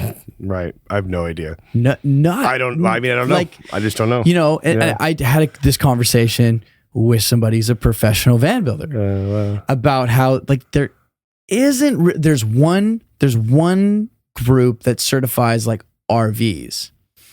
And the price to be in their program is huge. Yeah. I don't know what it is off the top of my head, but we're talking I don't know, maybe $15,000, 20, something crazy. Wow. If you want to be a part of their association to get their stamp of approval that you are certified, blah, blah, blah, whatever. Wow.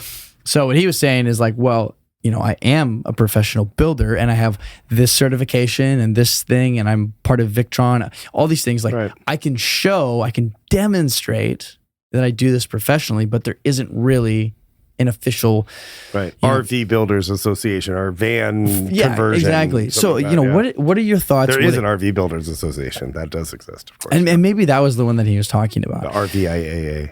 It might have been that one. So what are your thoughts when it comes to oversight of building vans safely, conforming to certain safety measures? It's a really interesting question. It's far more interesting than one might think, right? It seems kind of mundane, just a certification, but there has been a long-standing, it's been resolved, but there was a long-standing debate, sort of pushback between the RV industry and the manufactured home industry for quite some time about that issue, because the RV industry was really interested in making sure that they didn't have to have home certifications, right? Because if they were building their vehicles, their RVs as homes, then they were liable for house fires, right? And having it up to code, and the codes change, and there's a lot of issues with that.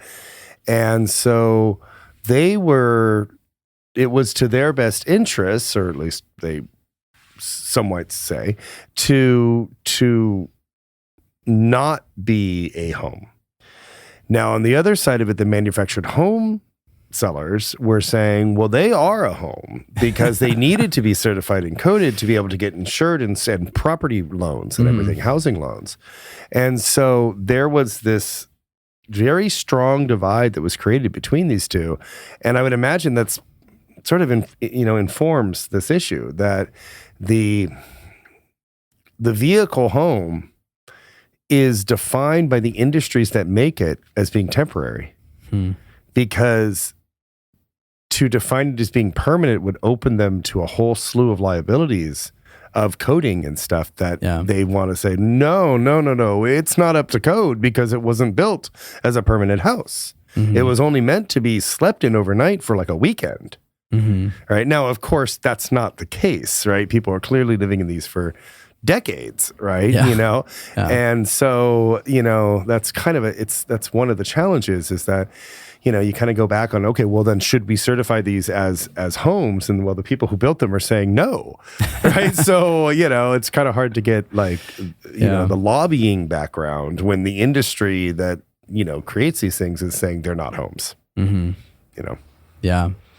Yeah. I am going to be so fascinated to just see how it progresses. Yeah. Over time. Yeah. And it may change, it very much will. I mean, there's a lot of things that are changing. We talked before about the laws and stuff. And there's, there is a shift, even like the census, like I was talking about being interested and that vehicle residency protection bill. And like, there's all these ways that even like, at like the National Alliance on Ending Homelessness and these large national groups that address homelessness, they're starting to also adopt this language of vehicle residency and recognizing that the term homeless itself is a barrier, right? And that that not to say that there are not people living in vehicles who are homeless, but that to insist someone identifies as homeless when they don't identify themselves as homeless is a barrier.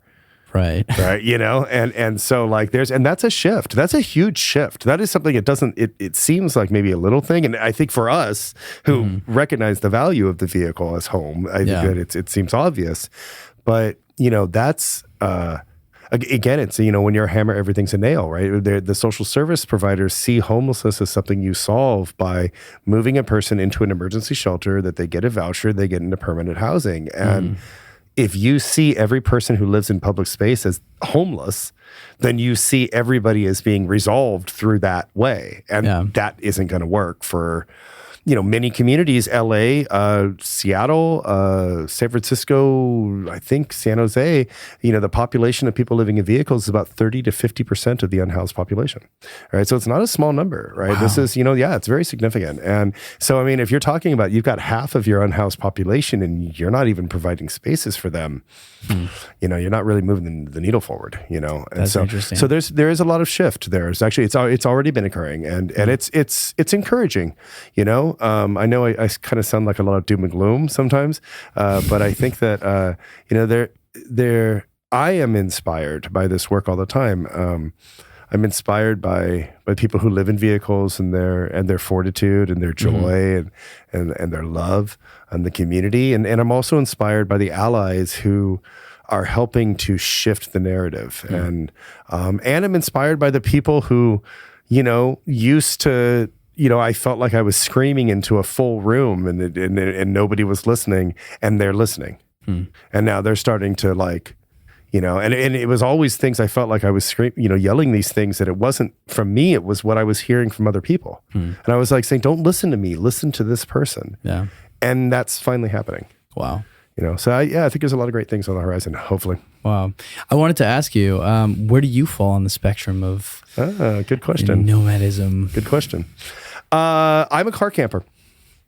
Yeah. So, I mean, if I was to be in that sort of like semi-tethered, tethered, untethered, I would be definitely someone who is semi-tethered, if not just fully tethered. I'm on the road about a month to 2 months a year, and I stay in my vehicle during that time. A lot of it is when I'm going down to skoolie. I go to skoolie. That's about almost a month, that whole time between school. I go to the Rubber Tramp Rendezvous beforehand and then to skoolie and, if I can, to other events. And then I, go to like other things like build your own vehicle events and other sort of nomadic gatherings. I'm involved in the punk scene, and there's some like nomadic gatherings I go with that group. Sweet. And I stay in my vehicle all the time. I have a Ford Flex that's built out. I did the build myself. It's a no build. It's got a really comfortable bed that fits someone. I'm 6'3" for those who can't tell, because I'm sitting down. I'm a pretty big guy. And it's impressive to make a build. It's super comfy and it's got, I've got like 220-watt solar panels. It's all on the inside. So when I'm in the city, it's very stealthy. You can't tell at all that it's being lived in. But then when I get out in the desert, I open up my awning, I put up my solar panels. I've got a refrigerator in there. So I'm good to go. So But I'm always want to be clear on that I think I consider myself more of an ally, and because I think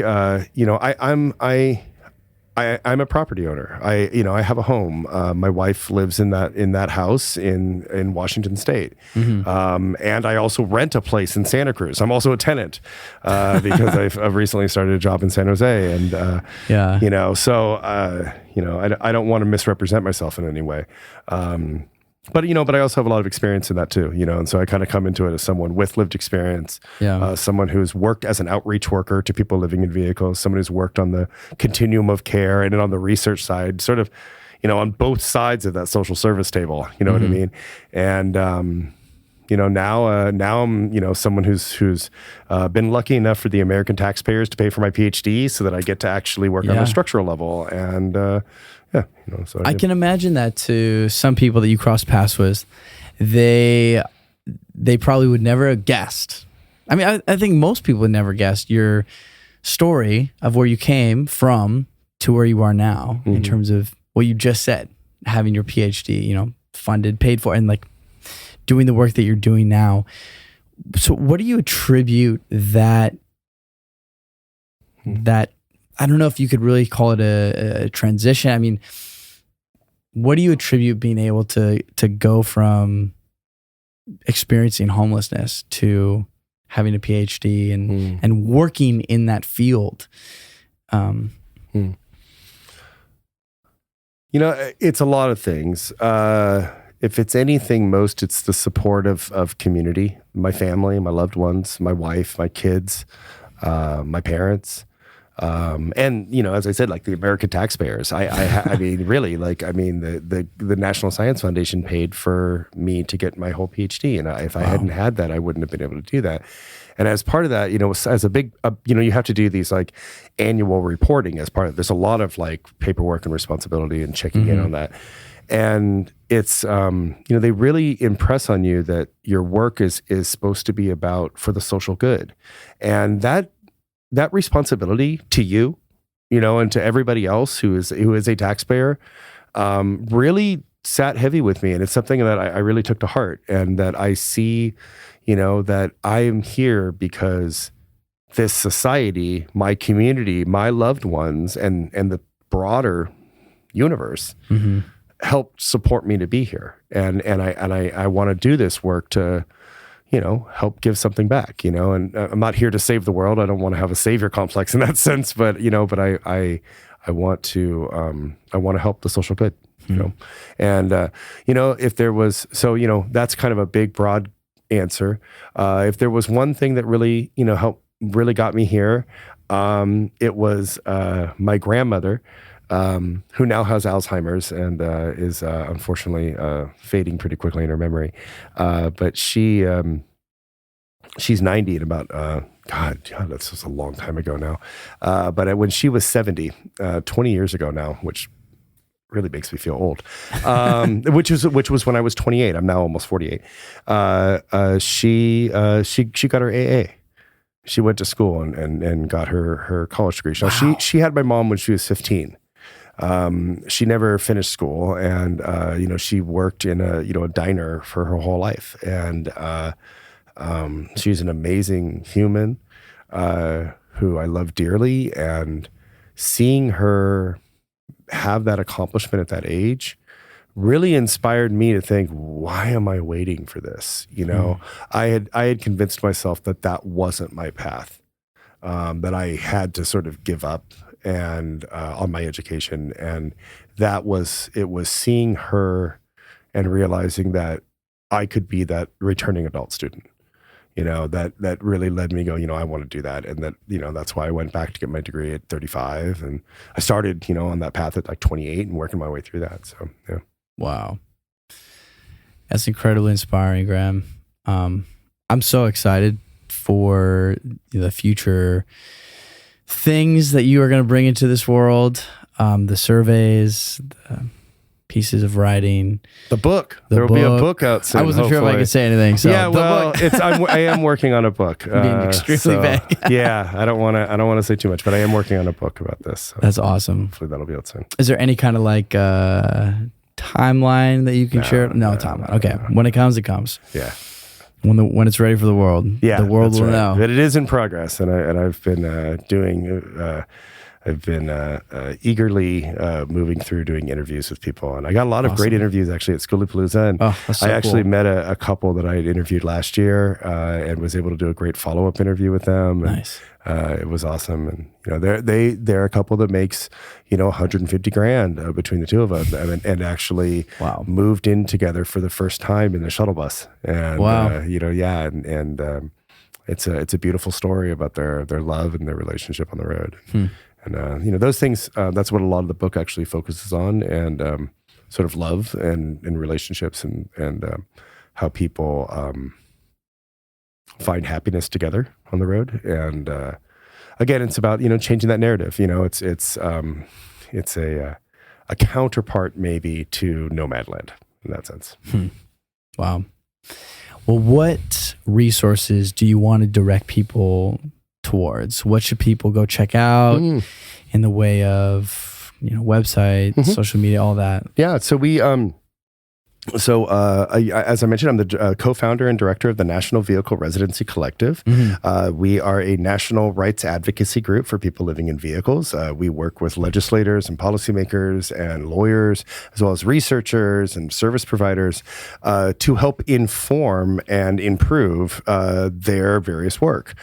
So like that law that I talked about in Washington is something that we helped, and we have been again, like the census stuff, and we do a lot of stuff where we, about 1/3 of our members are people living in vehicles.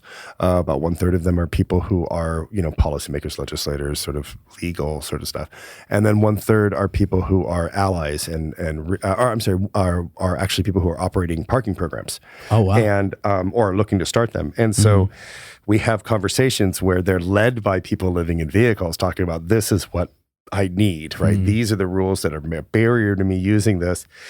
This is what's going to hurt me, and this is what would make it so I'd never use your $3 million program. So don't waste your money on it, Yeah. And so anyway, so people can visit vehicleresidency.org is our website, and there's a sign up page on there, and they can join our mailing list. There's no fees, no fines. There's no fees. There's no fines. I don't know what that means. Of course, there's no fines. There's no fees or dues. I'm used to saying fines so much. I'm sorry, but there's no fees or dues, and we have monthly meetings that everybody's invited to. If you sign up on the mailing list, you get an invite for that. And then membership meetings, leadership meetings, anyone's invited to join both. And then this year, we're having our wasn't actually annual, we didn't have it last year, but our second summit, the National Vehicle Residency Summit. It's going to be in June. It's a 2-day event. All of these things are online, I should mention. So they're all done through like Zoom calls and stuff. So you can be anywhere across the country, and we do videos of them and do like AI summaries afterwards. So if you can't attend, you can watch them like that, because we recognize people are on different schedules. But yeah, the summit is like a 2-day event of 45-minute like presentations. Wow. And where's it going to be? It's online. Yeah. Okay, it's all online. Wow, so cool. So like the last one we had, Bob Wells was one of our openers of it, and like the people from Home on Wheels Alliance, and a bunch of people from Skoolie, and people from various like federal groups and legal groups and policies and programs, and it was amazing. We had I think about 400 to 600 people like any time we were attending it. It was amazing. So we're going to have our next one this June. So if people sign up on the website, they'll learn all about that and can attend that as well. Amazing. And if they want to, attend our meetings, they can, if they want to volunteer or do anything, we have an amazing program manager named Marika, who really is the one leading our work in a lot of ways. And she can help anybody to get connected to do the great work and join our work. Awesome. Well, I'll make sure to put links to that in the description, everything. So is there anything else that you want to, I feel like that, we talked about so much, and we could probably talk for another 3 hours. Let's do it again. I'd love to, let's have a further conversation for another time. 100%. Yeah. No, I mean, I think we covered a lot, and I don't want to like get back on my soapbox because it'll take me a while to get back down. But I think that the main thing is that as a community, it's about recognizing that if we don't stand together, we're going to fall apart. And that we need to, there's a lot of forces that try to push us to fight against each other and convince each other that, it's that we're better than that person, or that somehow, that person makes it look bad for us, so we need to get rid of them. And that the reality is that we really all have the same set of needs, and if that we don't meet those needs for us and for that person, then all of us get hit with the same penalties. And we really need to work together to fight that. Wow. Well, I think that's a really powerful statement. That's something that's going to really stick with me. Yeah. So thank you so much, Graham. It's been an honor to have you on the show. I'm so excited to share this with the world. And let's definitely do it again sometime. Sounds good. I'll see you down the road. Absolutely, my man. Thank you for listening to the Spring Street Podcast. If you'd like to support the show, sign up for the Patreon to receive exclusive behind-the-scenes content, and check out the sponsor links in the description.